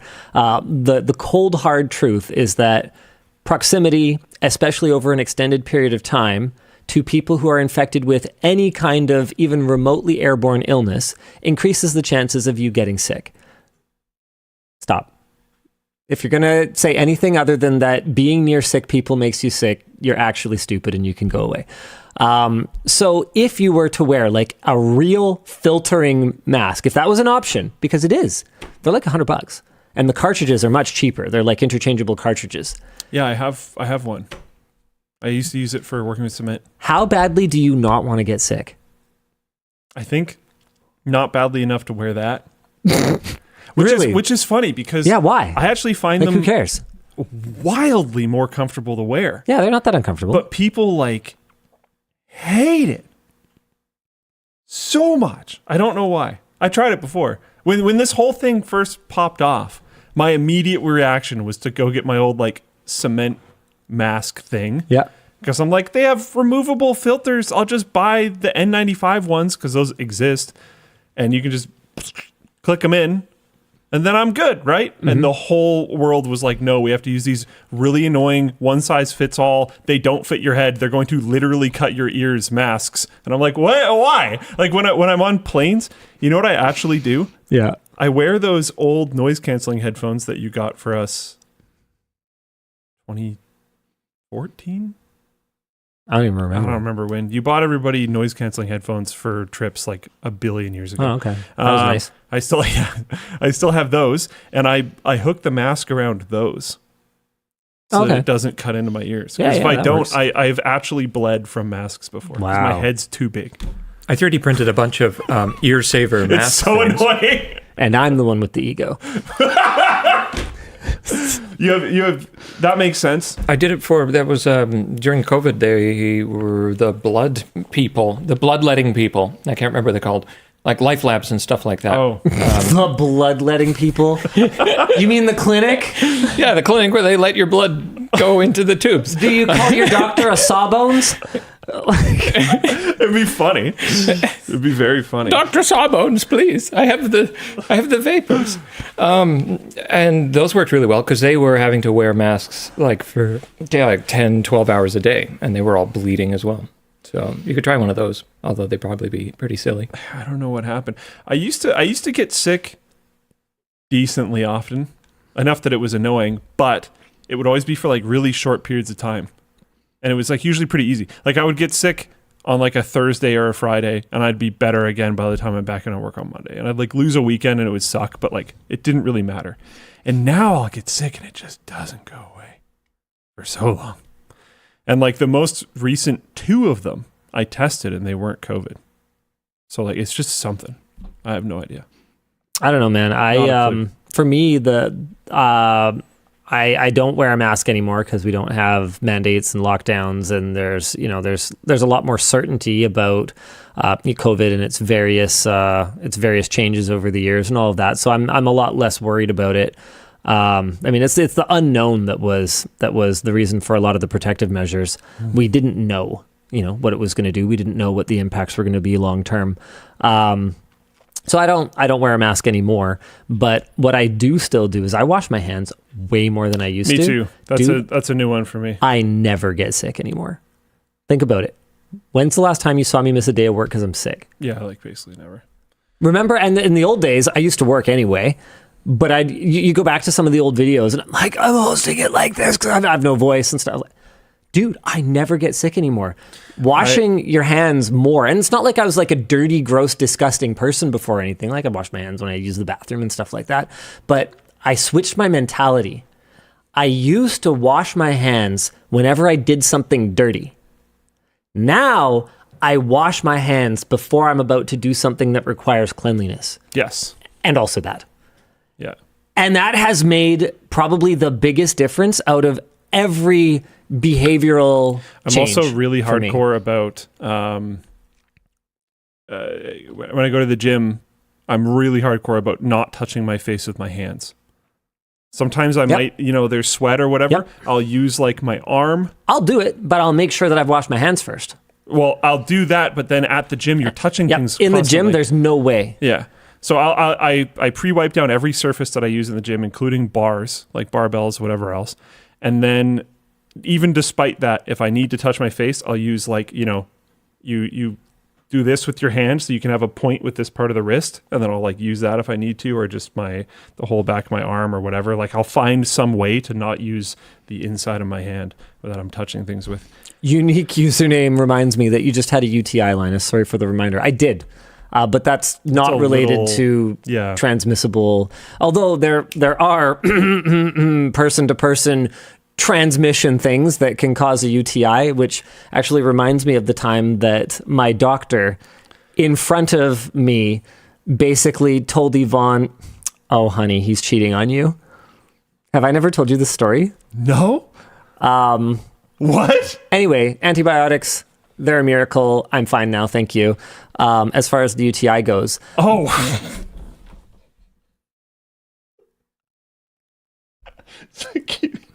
Oh no. But I got an unrelated blood test for something. What's happening? I got an unrelated blood test for something or other.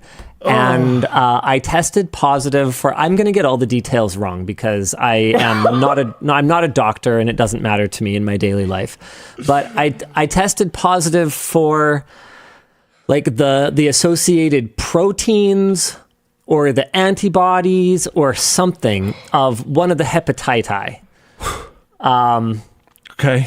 And basically, whichever one it is, it's one that is sexually transmitted. Sure. So I went in for this totally unrelated blood test. It was probably something to do with getting my blood tested to figure out if I had arthritis, because I had these issues with inflammation in my knees, and now they think it was juvenile rheumatoid arthritis. So it's kind of gone into remission. It'll probably come back with a vengeance when I'm old, but for now I'm doing pretty great. Good. Anyway, so I was probably in for a blood test for that or something. And they basically go, okay, but you've got this like antigen or protein or something. It was something to do with one of the hepatitises. And I basically go, okay, so like, what does that mean? And they're basically like, well, it, usually indicates that you've had at some point this sexually transmitted disease. And Yvonne pipes up and she goes, okay, but he hasn't, because I don't. And I never have. And she kind of goes, well, that's how you get it. So I think you guys might have to have a conversation about this. And look, for me and Yvonne, it's perfectly normal and acceptable for us to have a meeting with our doctor, like with each other. But for her to basically and it really was that obvious.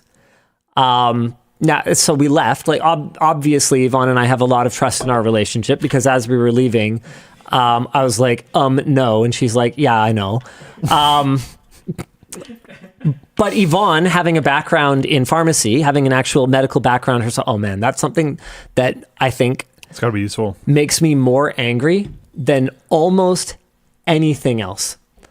Like, and I don't know what it is. I don't know if it's the general, arrogance that you can see with doctors sometimes. I don't know if it's like a misogyny thing. I don't know what it is. But the number of times that I have had to stand there while a medical professional talks down to Yvonne when she clearly understands everything that's going on very easily, especially when they're talking about drugs, for me to pipe in and go, she's a pharmacist. You don't have to explain what a corticosteroid is. You can move on. And for them to keep going through it, explaining to her like she is 3 years old, I don't think anything makes me more angry than that. Anyway, so the point is this doctor, who I probably have had that conversation with already because I understand these things pretty well, whether it's from just paying attention in school or it's from taking some first year biology classes or from doing flashcards with Yvonne. I've picked up a lot. I don't need someone to explain to me what an anti-inflammatory is. I don't need someone to explain to me what an NSAID is. I know what these things are, and aren't you paid by the number of patients you see? Like, let's do this thing, right?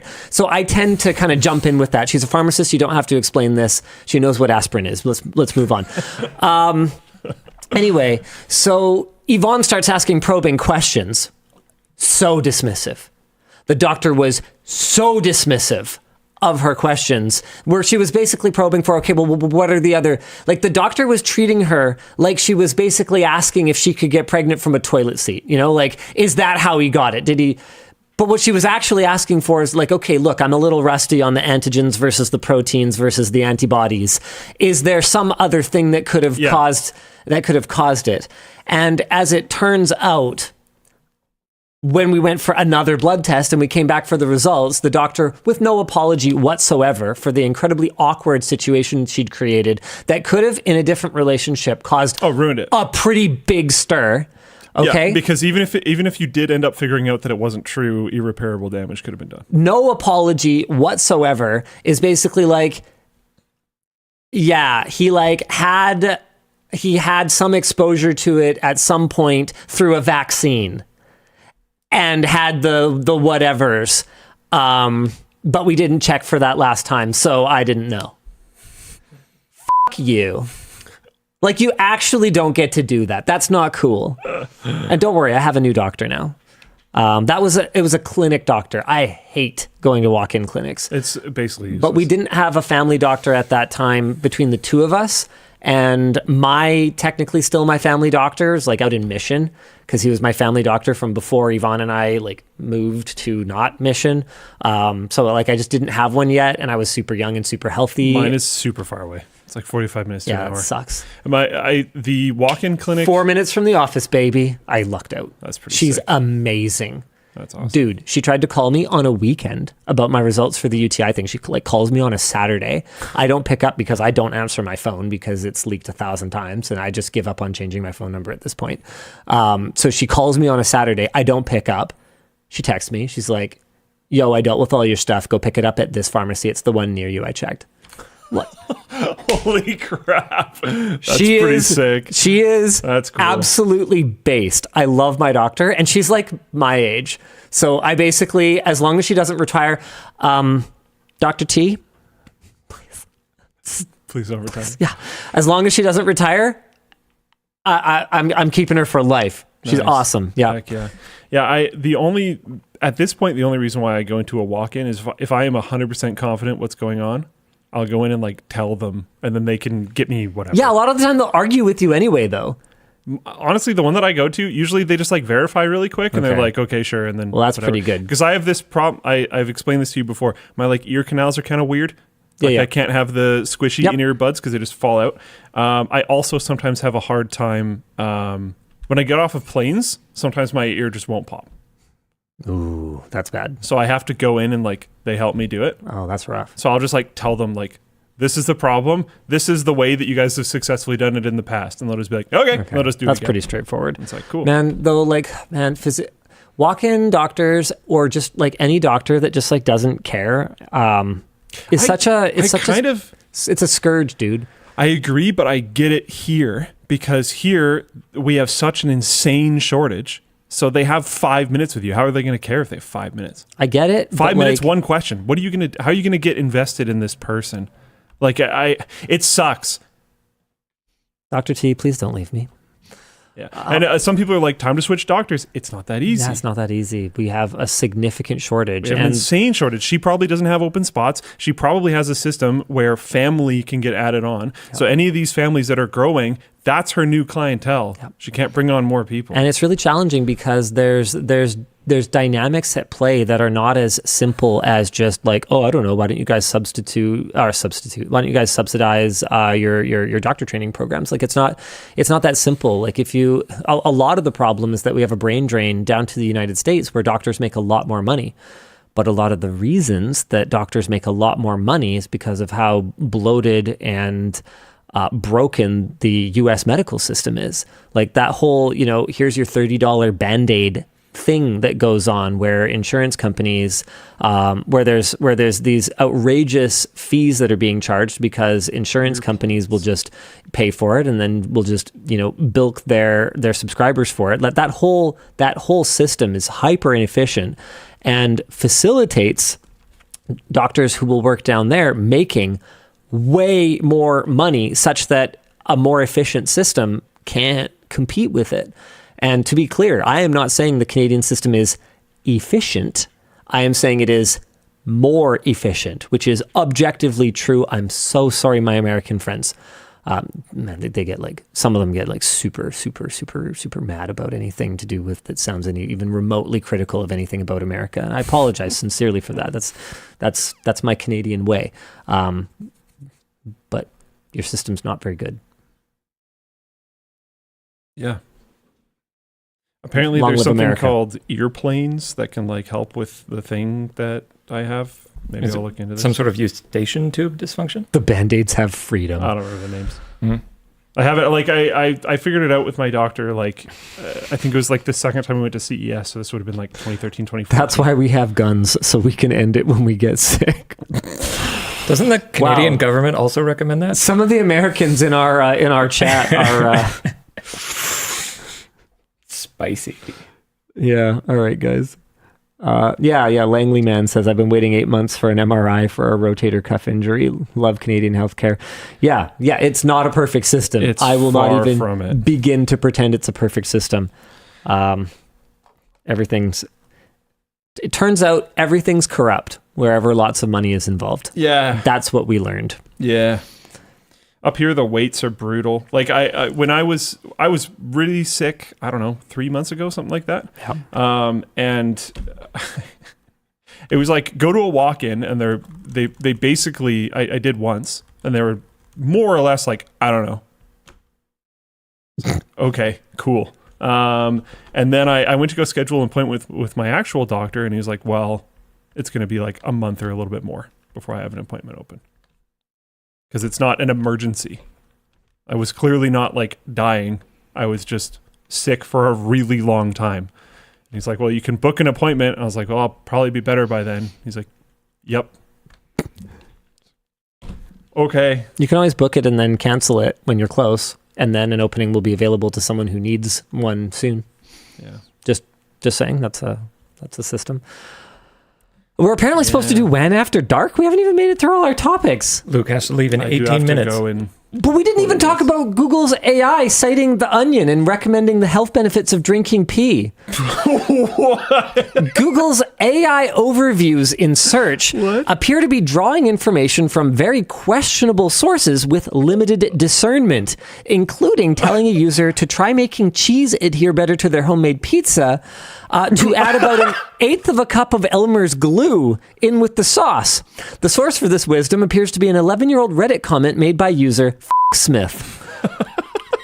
AI overviews likewise recommended eating at least one small rock per day, which it attributed to UC Berkeley geologists, but is actually a recommendation made in 2020 in a 2021 Onion article. Another user asked what mammal has the most bones and was instead told that snakes have the most bones of any vertebrate. Not a mammal, I'm afraid. These errors included medical misinformation, such as recommending smoking 2 to 3 cigarettes a day while pregnant. Even prior to the full rollout, AI overviews were making similar mistakes, including telling at least one user to drink large amounts of urine in order to dislodge a kidney stone. I mean, you can't prove it wouldn't work. A Google spokesperson says that the mistakes came from generally very uncommon queries and aren't representative of most people's experiences. I mean, that's the thing about hallucinations, isn't it? You see most of the world as it is, except for the ants that are crawling out of your skin that cause you to rip your skin off. You know? Anywho, users can use the Web tab to remove these elements or automate the process by changing their browser settings to add UDM equals 14 to the end of their search URL.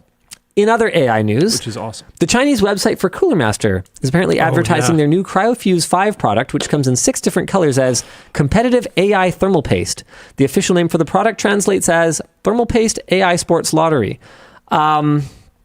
Anywho, they have apparently apologized for that, and it was a translation error or something, but I just thought it was funny to put in with our AI news. That's funny. iFixIt has dumped Samsung. They're officially dropping them as a partner, saying the company seems unwilling to make good faith progress towards making its devices more repairable. However, they will continue to provide parts and repair kits for Samsung devices to consumers. Since partnering with iFixIt 2 years ago, Samsung has apparently kept parts price high and continued to engage in unnecessary parts pairing. According to a leaked contract, Samsung also required independent repair shops to report the personal information and repair details of customers and to immediately disassemble Samsung devices that were repaired with third-party parts. So, and with the amount of rules that repair shops have, like... So eat Samsung, basically. Yeah. I criticize this kind of stuff when Apple does it, and I would spend a lot longer railing on this, except Luke has to go, so dang. Sorry. Cold Ones reviewed our screwdriver. Oh, really? Oh, Dan? We tried every YouTuber product. It's a pretty sick video. This is the LTT screwdriver. I mean, nice. Yep, I'm a man. Nice. This really gets me going. Whoa, that's fucking sick. Look at this. Look at all your fucking bits in there. That's clean. Have you tried it out? Have you tested it? Whoops. Oh no, I just keep swizzling it. It's good as like a autism toy. This is good. I would love to put a PC together with this. Yeah. If you got the wrong screw bit, then I'm pretty sure this product like exists on the market, but that concept exists, but this is definitely a very good execution of. Yeah, it's simple, it's sleek. I was rough and it fucked the screw, not the screwdriver. That means the tips are good. The Linus tips. I'm thinking A tier. Just from holding it, I have absolutely no issues with it. Yeah, I'm happy with A. All right, do you want? Not bad, huh? We're A tier, boys. Nice. What's S? There's shoes in S? This is a joke. Oh, okay. They only put like these stupid meme shoes in S. Everything A is effectively the top tier. Beautiful. Yeah, I'm super excited. And honestly, dude, not a lot of stuff ended up in A tier. Like, we are among pretty legit company up here. So what is the other stuff in A tier? I'm kind of interested. Hold on. Well, okay, man, you gotta ask me for all these details that I don't know. Okay, well, let's switch to 4K. Enhance. Okay, we've got a Babish, tongs, and some kind of cooking thing, I assume. Cool. We've got whatever this is, and whatever this is, and whatever this thing is. Nice. And whatever this is, Joyride. Oh, those are those. I would not consider those particularly A tier. They were fine, but they were too expensive. But aren't they? Oh, I see. Aren't they like more healthy or something? We beat the Jerry Rig Everything knife, which ended up in B tier. We beat Feastables, which are fine, I guess. I guess that's about a B. We definitely beat... Ooh. Are those more Feastables in E tier? I didn't actually notice that MKBHD had a product in here. What is it? Doodles. Is it just a mug? How do you even rate a mug? Yeah, I don't know. They use like a merch company for their stuff, so it's just like basic. I see there's more Feastables down there, though. Okay, Prime is actually pretty decent tasting. I think they're just Prime is not good. I think they're just memeing on them. There's issues outside of flavor. Oh, okay. When I rated influencer drinks, I was only going based on just flavor. Yeah. Okay. Prime is not good. Crunch Labs B. They were not into Mythical cereal, same as me. I'm sorry, Mythical, but it tastes like shit. It's not good. Look, this is one of those things that's kind of tough for me because I think Crunch Labs is really cool. I'm surprised Crunch Labs wasn't higher. I've met some of these people. And so like for me to be out there just like, yeah, it's not good. Feels a little awkward, but look, I got my integrity, boys. Yeah. And Mishmash is not good. Sorry. Rough. They did not like Pokemon's cookies. They are D tier. Oof. And Dude Perfect, whatever this thing is, they also do not like. Hold on, I'm trying to switch to my laptop. Whatever this thing is, I don't know what this is. MrBeast chocolate ended up in both E tier. I tried saying this, I think, 3 times. And B tier. It's because there's different revisions of it. Yeah, people are saying that the newer recipe is up higher and the older recipe is down low. Okay, well, I'm about to have a hot take here. You think the cold other way ones, around? you guys have got no taste. Oh. The original recipe MrBeast bars I could be wrong. Are way higher quality chocolate. I could be wrong. Hold on. No, I think you're right. I don't know. I've never even looked at one of those. The new recipe is like basic mainstream chocolate. Like if you're like, Nestle Aero bar, that's quality. You will like the new recipe. But the old recipe is a way more like traditional proper chocolate. Can people confirm? Okay, so the order is correct? Yeah. Okay. Yeah, so they went mainstream and basic, probably because people were like, ew. And they were sitting there going, okay, well, why are we spending so much to put so much real cocoa in this? We might as well give them the swill that they like. Sorry, swill is a drink thing, but give them the trash that they like. Yeah. Man, honestly, I don't get it though, because you can just get Lindt chocolate at the grocery store, which is going to absolutely destroy both his original recipe and the new recipe. But hey, like, influencer product, right? If you like what MrBeast does and you want to support him, I got no problem with that. But I do think their branding is like world's best chocolate bar is. How do you get away with that? World's best chocolate. World's best pizza. What does that even fucking mean? Define that yourself. Yeah, I mean, I guess. But I would think you'd have to. I don't know. I'm sure whoever worked on his marketing gave some thought to it or something.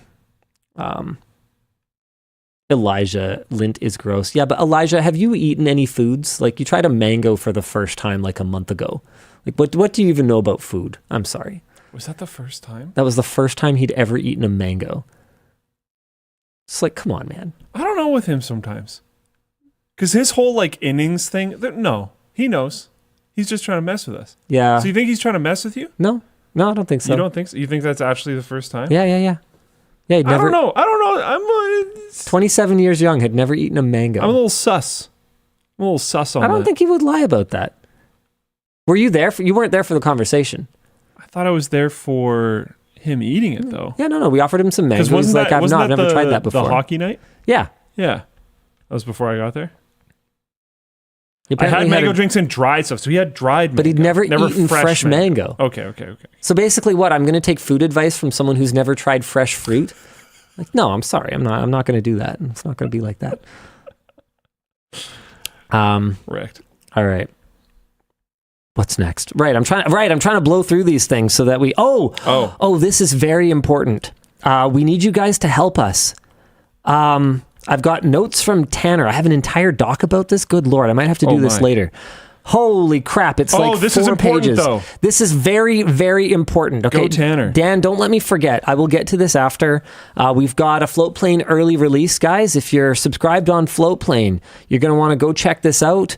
We've got Cable Managing Sammy's Setup, sponsored by Secret Lab. This is a whole new series for us. So we've got an early release. I think this is coming out this weekend or something like that. Anyway, we are going to be starting by doing a couple of internal people setups. So we started with Sammy. Dan is coming next. We will be cable managing his setup. And then, assuming that people like the content format, we're going to be opening it up to the audience. If it goes well on this continent, we will be opening it up worldwide. I will personally show up at your fucking house with cable management products in hand, and I will cable manage your disaster. How did you agree to this? I gotta sell. You don't like cable traveling. management. Yeah, but I gotta sell the cable management. Wow. I mean, the whole thing's basically just an ad for cable management products, and like we vlog and we have some fun, and it's entertaining. It's a good video. It sounds fun. It's legitimately a good video. I'm just surprised you're willing to fly for it. Like we got all these tips on like I think it's going to be great. Great ways to manage cables. Totally. It's look. That way you'll find more unique setups. If I've said it once, I've said it 100 times. I am all about how many W's I can stack. Right? Win-win is not enough for me. I want win-win-win-win. Okay, so I want to personally win, by selling some cable management. I want the company to win by getting, great content for our audience. It'll be good content. And making money and paying its employees to develop new products. I want the audience to win. I want the audience to win getting content that they love to watch. They love these kind of vlogs where we're working on upgrading people's setups. And the big winners, the ones who actually win the prize, I want them to win. I want the sponsor to win because they got these good vibes associated with their product. Everybody wins. If you start jet setting this often, all you need to do is make a cool many more millions of dollars. No big deal, right? You got that. And then buy a plane. No problem. And then Floatplane support Joe has offered to be your private pilot. So, a plane, not that expensive. A hangar. Oh, that too. Yeah. Very expensive. Also, planes that can go across continents. Dude. Quite expensive. Dude, you are talking Small Cessnas are one thing. The second you can do super long range. You are talking to someone who has flown one time in his entire life in business class. Oh yeah, me too. One time. It was by, I don't remember. Some sponsor ended up doing the flights for us. And we realized, as we got on, where on the plane we were going. It was Brandon and I. We were both just like, what? And we came out of the experience. You know how some people are like, I did it once, I could never go back. We came out of the experience be like, I'm never paying for that. Because we looked at the price difference versus what we got. We're like, bro, no. I mean, we both got here, right? Yeah, exactly. I don't know. Yeah, Anyways. man, there is... I cannot... man, I'm trying to think. Okay, because Taylor Swift was flying from her overseas ass concert to watch Travis Kelce play in Super Bowl or whatever, and you know what? I get it if you've got that kind of resource. Man, I got such a kick. Oh, that's an irrelevant amount of money. I got such a kick out of people being like, Taylor Swift is now a billionaire earlier this year. I'm like, are you fucking kidding me? Okay, if my stupid company, no offense to my company, got an offer. If my highly intelligent company. Yeah, if this got valued at $1/10 billion at one point, are you kidding me? That she just crossed the line? You don't think Taylor Swift is worth 100 of me? 10 times? Please. Are you kidding me? Anyway, okay, so on the one hand, I get it when you have that level of resources. If you can just buy a plane, Joe will fly it. If you can just hop to your boyfriend's football game, I can see why she would do it, but I legitimately have a very difficult time imagining a world where I would do anything other than commercial air travel. I don't think I can accept it. Helicopter. Joe can't fly that. Helicopter. Yeah, that worked out great for Kobe. I'm serious. Those things actually reasonable. Those things are death traps. The amount of times I hear. Do you know why they call it the Jesus nut? Because it's not because he did it on your face. No. It's because there is one nut. One nut. Because it's perfect and he doesn't need two. Sorry. There is one... He lost the other one in an industrial accident. We don't bring that up. There is one nut that gets torqued onto the top of the rotor assembly that holds the rotor blades in place.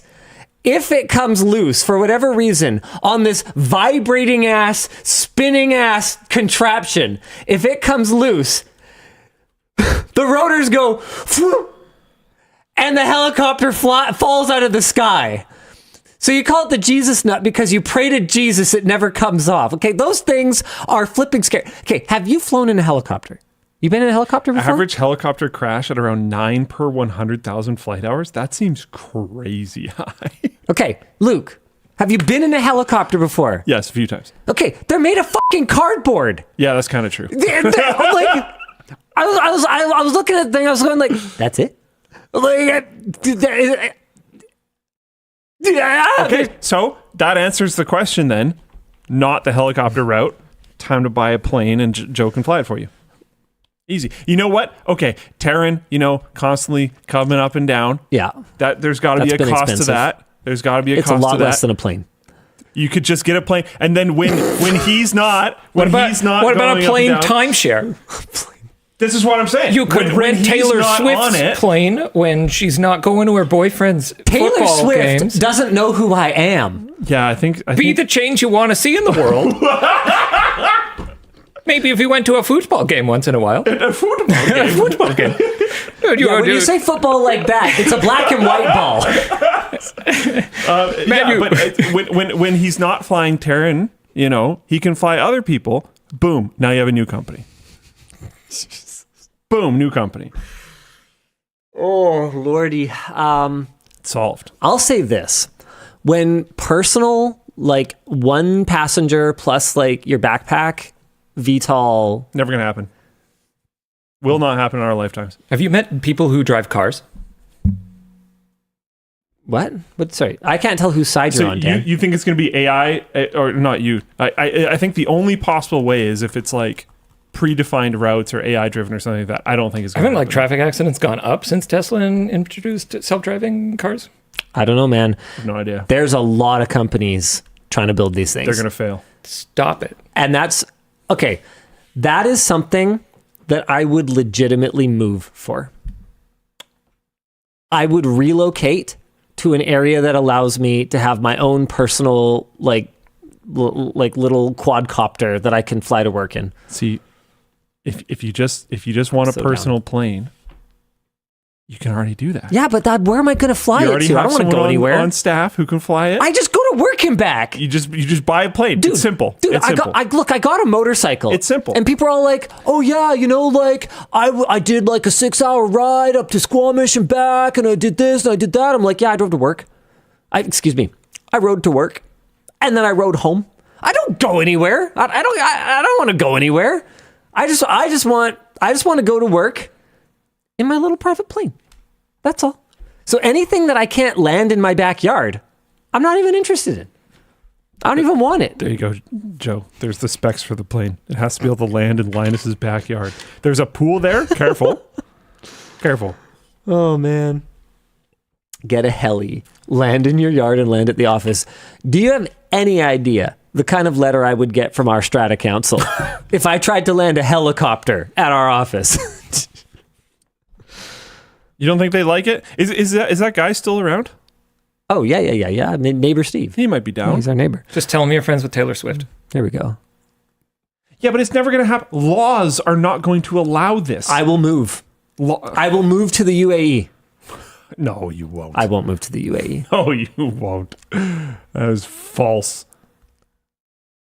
Where would potentially allow this? Nevada. That you... Yeah, they're in a desert. There's not a lot of people. Where are you even flying to at that point, though? Texas. Would I will join Mr. Musk in Texas if I can have a Jetson. You wouldn't move to Texas. I would consider it. I would strongly consider it. Is that where we're going to have the cult? Can we have these in the cult? You know what? You can wash mine. Move in the the company cult. to Texas. I'm down. Cultists are allowed to wash my personal aircraft. Thank you, sir. Thank you for the privilege. Property will be insanely more affordable. I need to pause for a second. Cult. Guys, that's a joke. This is a joke we have where like we should form a cult and I should be the leader. I am playing a character. Touch grass. Okay, cool. The non-joke is that Linus is going to buy a plane for Joe to fly. No, that's not happening. Okay, That's totally happening. We do live near the islands. He could buy a float plane. Yeah. They are. Joe can train to fly a float And plane. They land are it. extremely. No problem. And land it where? Fraser River. Yeah, your lake cabin. You go to Bowen So Island. what, I'm going to live on the Fraser River? Port Close to Browning it. is really Ew. nice. It smells disgusting. It's a little icky. It's maybe a little icky. Ganges. Go to Ganges. You know what? I am sure that Joe could drive the car from the floatplane dock to your Chauffeur? to your- yeah, Chauffeur. plane and car chauffeur. There you go. I don't think he'd mind as long as he gets to fly the plane. We did a fraction of our topics today. We are less than half of the way through our topics. And I need to kind of. You have to leave go. 3 minutes ago. Okay, Yeah. if you have to go, then you've got to go. But it means that we are in for I can check maybe. we are in for an adventure. The U.S. government has put a 25% tax back on Chinese assembled motherboards, PC cases, and graphics cards. The tariff was paused for a year to collect industry feedback. It is unknown when it will resume, but the Biden administration has indicated that it will be steeply increasing tariffs on other Chinese goods like semiconductors, lithium-ion EV batteries, and electric vehicles. The tariff on semiconductors is the steepest and will be increasing from 25% to 50%. This is going to be a problem, but it may not be as much of a problem as you would think because a lot of these companies moved their assembly, or at least diversified their assembly outside of China in order to get around this back when the Trump administration put it in place. Scarlett Johansson is having a bit of is having a bit of a tiff with OpenAI over a voice that people, including her, say sounds eerily similar to her, which is her. That is to say, the movie Her, which is like the AI in the movie Her, which is voiced by her, which is Scarlett Johansson, who is having this dispute. Okay, she did the voice for her. So we've got a couple quick voice comparisons here. Can we listen? Can we listen? We ready? Oh, also, while we figure that out, I won't say the thing we're doing, but I have a response from Wendell. Cool. Is he down? He's down, and he has some suggestions. Nice. I knew he would. Yep. Okay. When did you give it to yourself? Well, right when you asked me if I had a name, I thought, yeah, he's right, I do need a name. But I wanted to pick a good one. So I read a book called How to Name Your Baby, and out of 180,000 names, that's the one I like. Oh, a bedtime story about robots and love? I got you covered. Gather round, Barrett. Once upon a time in a world. I actually don't think those sound that similar. Maybe the inflections? The first one was actually her, right? Yeah. Yeah, okay. Because I was listening to the first one, and I was partially focused on my phone when you were teeing up the topic. God, what a and sexy I was like, voice. that sounds... What? She has a super sexy voice. What? Who? Scarlett Johansson. You don't think so? What a comment. What? Why do you think she was cast for the part? It's just a weird It's comment. not like it's a controversial take. All right. You're basic. Got him. You like the voice that whoever directed this movie thought you would like. Sorry. Yeah, Sorry. Basic. Sorry. You know what? I like the Backstreet Boys too. What are you going to do about it? That is pretty basic. Come at me. That is pretty. They're relatively cool. Basic. They're the Backstreet Dads now, and they're just as cool as they were, if not more so. But yeah, listening to that first one, I was like, wow, that does really sound like her. And I didn't realize it was from the movie. The second one, it sounds like, inspired by. I don't even think it does. I don't think it sounds anything like her. I don't think it sounds. Like I didn't hear it and immediately think her. But maybe it sounds like a bad impressionist trying to be her, if that makes sense. Like not an actual impressionist, just like your friend. Yeah, I don't know. I'm afraid. Anyway, there's a whole thing where like they apparently reached out to her to be the voice and she refused. And then there's some other stuff going on over at OpenAI and people are concerned about the company's direction. I don't know. I'm so sorry. I feel like this is almost like, what was it? Like Lindsay Lohan or something that was upset about one of the GTA cover art things. Yes. Was that Lindsay Lohan? I think so. I don't remember who it was, but I remember that was a thing. A GTA... Yeah, this, like, really? I'm sorry, but that is the most NPC, blonde bikini person ever. Like, your hair's curly here, hers isn't. I'm like, I don't know, man. I just, people posing with the peace sign at that time was super common. Check your messages. Oh? No, not yours. Oh, well, you never message anyway. What? No, I'm kidding. There's a bilingual brain implant. I don't know, maybe next week. Okay, the last thing that you really need to weigh in is that Battlestate Games has tripped over their own again. Again? Yeah. So do you not know about this? Okay. Following Battlestate Games' decision to undermine its $150 Edge of Darkness edition of Tarkov with a $250 Unheard edition with an exclusive PvE mode and various other pay-to-win goodies, some players caved and shelled out the additional $100 to upgrade. A few days later, Battlestate reduced the cost of upgrading by half, but instead of refunding those players the $50 difference, they gave them a single-use $50 in-game voucher. If the player buys something that costs less than $50, they lose the remaining value. Yeah. Could these guys be more cartoonishly anti-consumer if they tried? I think this is maybe just something that we didn't cover at the time, but this is fairly old at this point. I think they've gone somewhat quiet for a while, just realizing every single thing that they were doing was bad and dumb. So they stopped doing things because that was actually better for them. I mean, that's not a terrible approach. Yeah. It was sure weird, especially the lose the remaining value thing. But I think I get it. I'm assuming that they just don't have like a credit system. Yeah, probably. Hanlon's razor. It's probably not malicious. It probably is. I think some things that they do complete and utter incompetence. Yeah, but Hanlon's razor doesn't say there's never malice. Right. It says don't attribute to malice that which can be adequately explained by incompetence. And I think you're right. I think this falls under probably incompetence. I think so. Just because like they try to do all the things themselves, right? Oh. So popular. Hello? Did you check your messages? Okay, please do that. Bye. Okay, this one's a lot closer. Maybe it's Kate Upton. I don't know. I don't remember who it was. I mean, was it? No, it was Lindsay Lohan. Oh, okay. Yeah, okay. Yeah. But Reddit was looking for something that was more similar, apparently. Yeah, sorry. Apparently, a bunch of people thought that was their phones. My bad. I lied. I have one more topic. Okay. ICQ is no more. Uh-oh. Yeah, I didn't know it was still a thing. Me neither. Oh, okay. But it's set to shut down on June 26th, which is in 2 days, after nearly 30 years of operation. Should we buy it? Oh, it might be better than Teams. Can we use ICQ internally? Please? Can we SSO ICQ? Oh my gosh. ICQ Slack integration.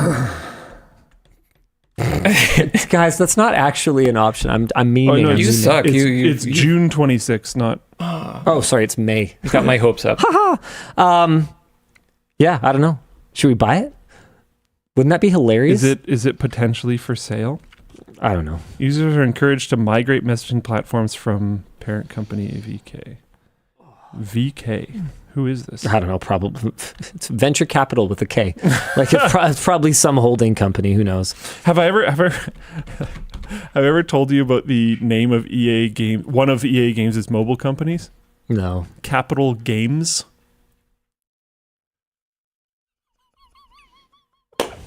I hope they sit on tax. Oh, that's pretty good. It's pretty good. It's pretty good. Wow. It's pretty good. Wow. Ah! Worse. Okay, we've got something really important for you guys. Yeah, here. Sorry, one sec. I'm just gonna. Yes. Capital Games. Yes. Oh, it's funny. Sorry. Yeah. Oh. So I've got my notes from Tanner here. We need your help. Okay, so this is up to date as of 3 days ago. We are trying to digitize the full quality masters of ReBoot, the first computer animated TV series. The ReBoot master tapes are in a D1 format. There were only 6 models of VTRs that used that format, and only 2 or 3 of them will likely be able to read these particular master tapes. The VTRs that will work are the DCR 300 and the DCR 500 from Broadcast Television Systems, which was a Bosch and Philips partnership. We purchased 3 VTRs. Oh, good Lord. We apparently purchased a DCR 300 and 2 DCR 500s, and we've had some small playback test successes confirming that the tapes are in surprisingly good shape. And it says, see bottom of dock. It looks great. Okay, so here. We've been working on this in the background for a while because we just think this is pretty sick and good vibes. And oh my God. Yeah. That looks so good. Yeah. Okay. Man, now I want to watch some ReBoot. Okay, anywho, yeah, oh man, that's super exciting. Very clean. All right, the problem. One of the DCR 500s was working for a short time, however, it is now experiencing errors. And while all 3 machines have some sort of issue, there should be enough to cobble together something that works. The main error we're getting across the machines is servo reference V-pulse frequency too high. The machines will not load or play back without clearing these checks. We've tried tracking down the company that made them. So far, none of our contacts have been able to find anything. These particular machines were manufactured by BTS from 1992 to 1995, which meant a different thing back then. Philips took over BTS in 1995, which then turned into, okay, this is a lot of, thank you, Tanner. These are a lot of Tanner details. Let me distill it down. Thomson broke up, blah, blah, blah, blah. Grass Valley Inc. may have taken over the D1 hardware back catalog, but our contacts there were not able to find anything. The parts that didn't go to Grass Valley Inc. were sold to Partner Capital Group in 2008. Something. Prasad Studios didn't have any information for us. They are based in India, where it appears the D1 format was never in use. Replacing capacitors is something that we have tried, and we apparently had replacement rollers fabricated and replaced where they were degraded. What we are looking for, yes, this is what I was looking for. Manuals for the DCR 300 and DCR 500. We're missing operator's manual, circuit diagrams part 1, and BTS's internal service manuals. We also are looking for some specialized tools. We would like to get extender board 1409 for tape deck, adjustment tape DR5, and any additional calibration tapes. We also would love to get in touch with some experts. If you have hands-on experience with BTS D1 machines, particularly the DCR 300 or DCR 500, doesn't matter what region you have experience in. They had offices in Netherlands, Salt Lake City, Utah, Singapore, Brazil, France, Burbank, California, and Mulgrave, Australia. Odds are good if anyone knows about these machines, they would have worked at or near one of these locations. What we are not looking for, armchair technicians that think they might know what the issue is. We have plenty of those internally. Sorry, my finger slipped. Rude. We are not looking for technicians with for a familiarity with similar players. These were produced in a time when tech standards were fast, loose, and constantly changing. We are not looking for anyone to cold call any of the companies involved. Do not cold call on our behalf. We've already done it. Don't harass people. It's stupid. We're not looking for anything that is built for a tape deck that is not the D1 format, and we are not looking for external options to capture the tapes. We want to learn and share the knowledge, not just hire a capture service. The contact information is right here.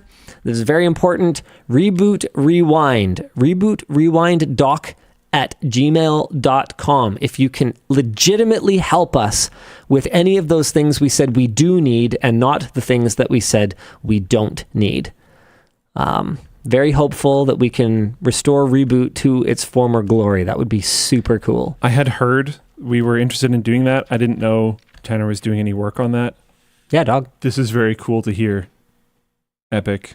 Keep going. Yeah, I was like, blank check, let's go. And then apparently we bought 3 f***ing machines. Apparently it's an extremely blank check. A blank check with a really long underscore on it. Look, I think it's It's cool. It's very cool. It starts a lot of conversations about how we think of the internet and we think of things that are digital as being preserved forever, as being around forever, but actually as the waves and waves of data creation have gotten larger and larger, we're actually at risk of losing more and more and more unless we make a concerted effort to preserve what we had, what was important. And this is, again, back to, the skin that I have in the game. It's a Canadian show produced here in Canada. And it is, I believe, of historical significance, being the first computer animated TV show. So yeah, Toy Story, pretty special moment. ReBoot, also a pretty special moment in computer graphics. But I also have to leave. See you later. Goodbye. Sort of, not end of show. Langley Man asks, how's this better quality than Blu-ray? You can't make a Blu-ray without the master tapes. These are the master tapes. These are where the episodes are stored. They're not available in their original quality anywhere else. So this is so that there could be a Blu-ray, potentially. Yeah. So cool. All right, so I guess it's just you and me. Hi. Let's go with not this view, maybe.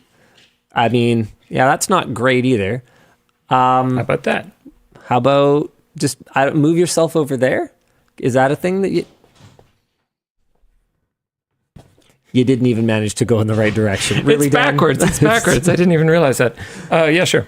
I don't know if we want to put Dan in the chair because he's logged into all his stuff over there and it'll be a bit of a hassle for him to do that over here, and we've still got to do merch messages. I think it's time for WAN Show After Dark, so shall we do that? Sure. I really sincerely wish that I had used the fact that Luke was still here to run to the washroom earlier, because now I just get to hold it for the rest of the show. Cool. All right. Hit me, Dan. Sure. We'll try and make this working. Hey, Echo and Nad, I recently got an RFID collar cat feeders to prevent them stealing food from each other, and they have been awesome. Is there any pet-related tech that you ended up loving? I had one of those RFID kitty doors, and the idea was that one of the cats would be allowed out into the garage and one of them wouldn't.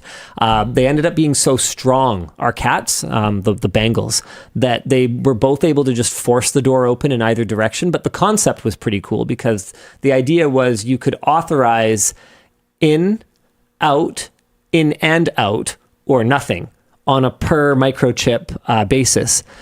I have not actually ended up investing in much pet technology. My cats just seem to be too smart to care about anything that's not actually human controlled. Like, you can't just have a little, thing on a motor that just kind of moves around. They get bored of it. Hey, DLL, when did LTT writers start getting more screen time? And what goes into deciding when a writer is or isn't featured on a particular video? This has been a different answer at various stages in the company's history. I mean, the first time a writer was featured on screen was when Luke joined me for WAN Show like 10 years ago or something like that. As for what goes into deciding when a writer is or isn't featured in a particular video, there's a number of criteria that we look at internally. James is actually the one who created kind of a rubric for determining, whether someone should be on camera and what are the success metrics that we're going to be looking for. It's something that's not actually rolled out yet because up until now it's been a little bit more gut feel, but there are definitely things that we look for. I mean, we look at subject matter passion. That's something that's really important to us because you can train people to be somewhat functional on camera, but you can't train someone to actually care about the thing that they're talking about. And genuine caring about it is in a lot of ways a lot easier than learning to act like you care about it, right? So if we just take people who are genuinely really interested and passionate and excited, even if they are let's say a relatively low energy personality, right? Like you look at your high energy personalities, the people like a me or an Alex, and you compare that to someone that is maybe more of a low energy personality, like a Nicholas Plouffe.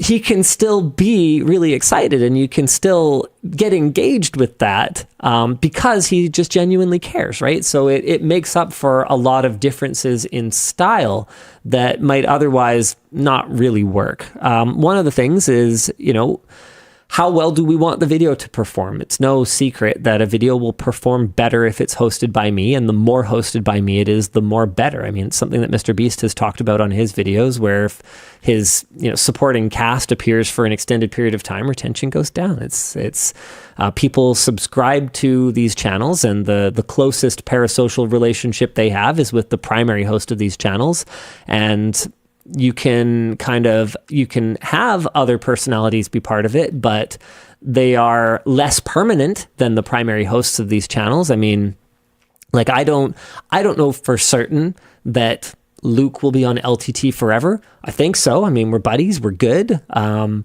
He believes in the company. He believes in our mission. All these things are aligned, but at the end of the day, an employee doesn't have the same level of permanence as the owner, founder, host.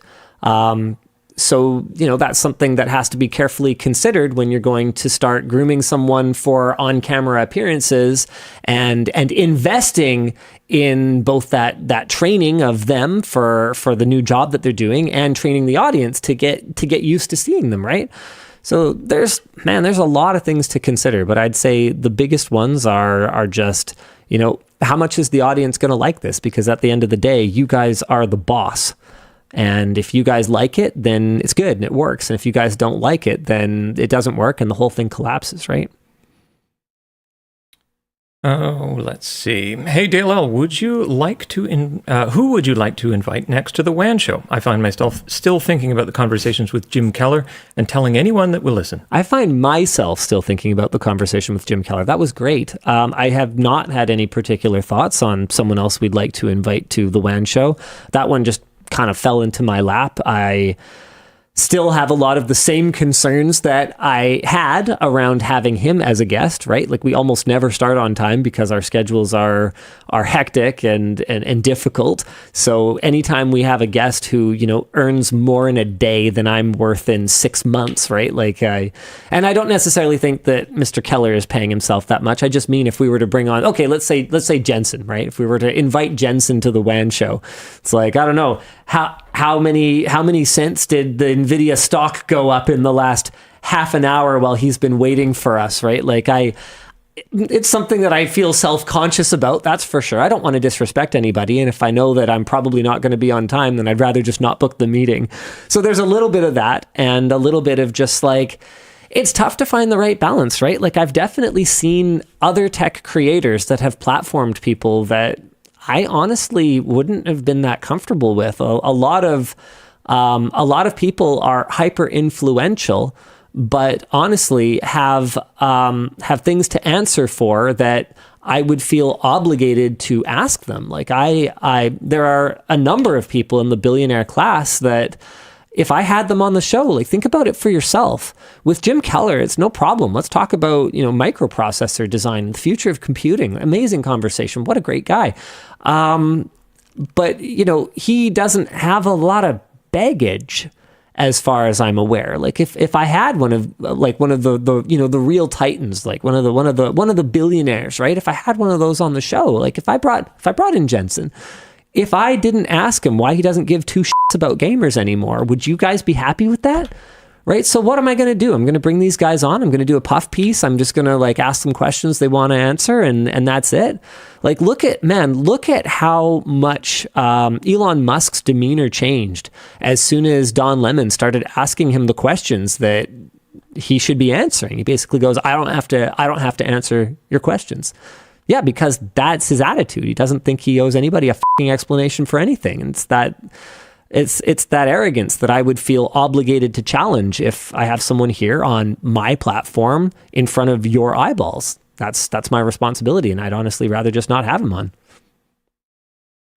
Hey, Linus, when renovating your home, was it worth it to you to install outlets with USB, both type A and C, in convenient places, or did you decide using charging block was better? I wish that I had done some of them with USB ports. We didn't. We just left all the original outlets because we didn't want to throw money in a dumpster for no reason. But I definitely wish that I'd strategically put some in. In fact, I bought a couple, and they're still sitting in my bin of stuff to do, to strategically install like under the kitchen counter and like in a couple of other places. I considered at one point replacing all of them, and if we were going to replace them, I was going to be like, screw it, I don't know, get the USB ones. But then I looked at the price difference. I was like, okay, actually, you know what? Just forget the whole thing. Put the original ones back in. But yeah, I'm going to go around. I'll do it myself in an afternoon or something like that. I'm not recommending that you do that. In fact, in some places, it's illegal to work on your own house in that manner. But I have the capability of replacing a duplex receptacle. So, just to turn up the breaker, make sure all the things go in the right place. So I do intend to do that at some point. Hi, WAN.dll, buying this as a Father's Day gift. My question is for Luke. Awkward. I've worked at a startup that does web scraping. What are your thoughts on the laws that protect from it? Right now, it's a gray zone. Linus, do you have any thoughts for Luke? Sure. Yeah. Luke generally believes in an open internet and understands the complexities and challenges around allowing anyone unlimited access to your API. So that's why you obviously can't just pull as many requests that way as you want. So that's one of the reasons that screen scraping is done. He also understands the value of protecting your data, protecting your content, and understands why, a website might try to protect against screen scraping. But, I think he's going to balance that knowledge against his general belief in that information should be openly available to people. And so I think he would probably have a nuanced take rather than a yay or nay, this should be a thing or this shouldn't be a thing. There, I did my best. I'm pretty sure that's something like what Luke would say. I got another question for Luke. Dang it!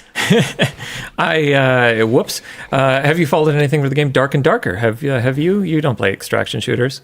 Nope, I haven't. Luke? Okay. Luke? He's not going to answer. Luke! Hey, Undal. Question mostly for Linus. Hey, we got one. Nice. Are there any other VR games aside from Beat Saber that you use to work out? I personally love Until You Fall. Beat Saber just kind of became my thing. I definitely liked Hollow Point before that. Is that ever a dynamic game? Once you get past the first couple of levels, you're diving, you're ducking, you're dodging. Really cool. If you haven't played it before, basically you've got a bow and arrow, and you've got to shoot these things that they turn red gradually, and then when they do, they fire something at you, and when you break them, they fire something at you. So you basically have to hit them and immediately dodge. Every single time you take one down, you gotta be looking all around you all the time because they spawn in and then they start changing color, and then you get up a little bit higher, and then like guys start coming at you on the ground. It's crazy. When the pandemic, and yes, I was trying to do the Aunt Beru voice. Thank you for catching it, Quantum Rand. When the pandemic hit, we went from one-to-one Chromebooks. We went to one-to-one Chromebooks. As an IT teacher trying to certify students in the A+, I have students that have never used Windows. It's becoming an issue. How can I prep them?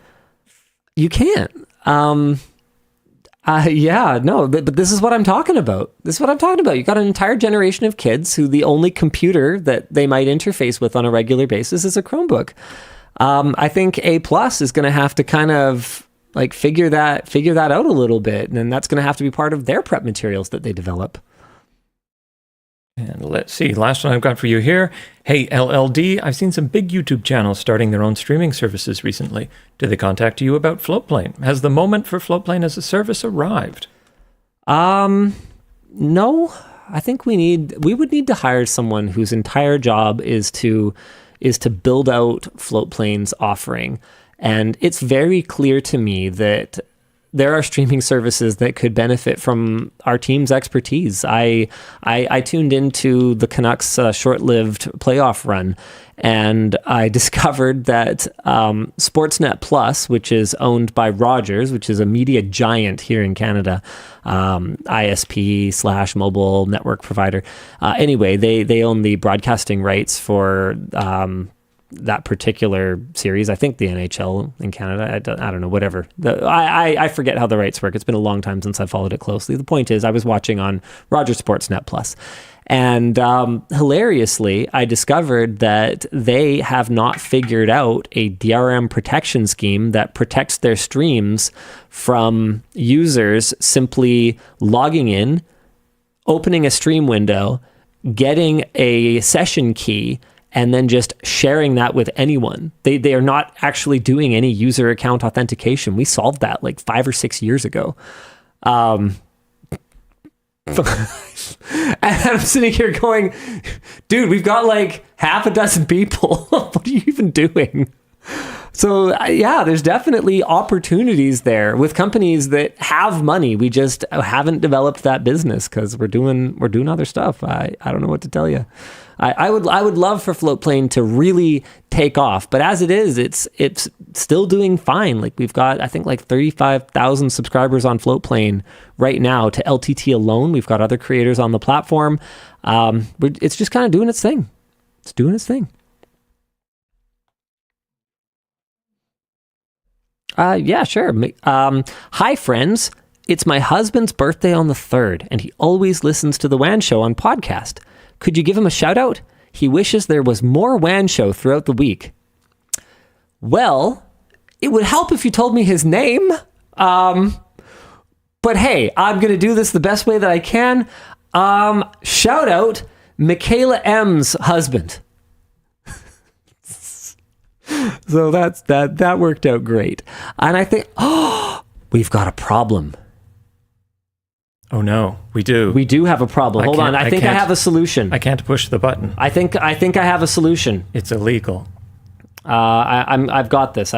Hold on.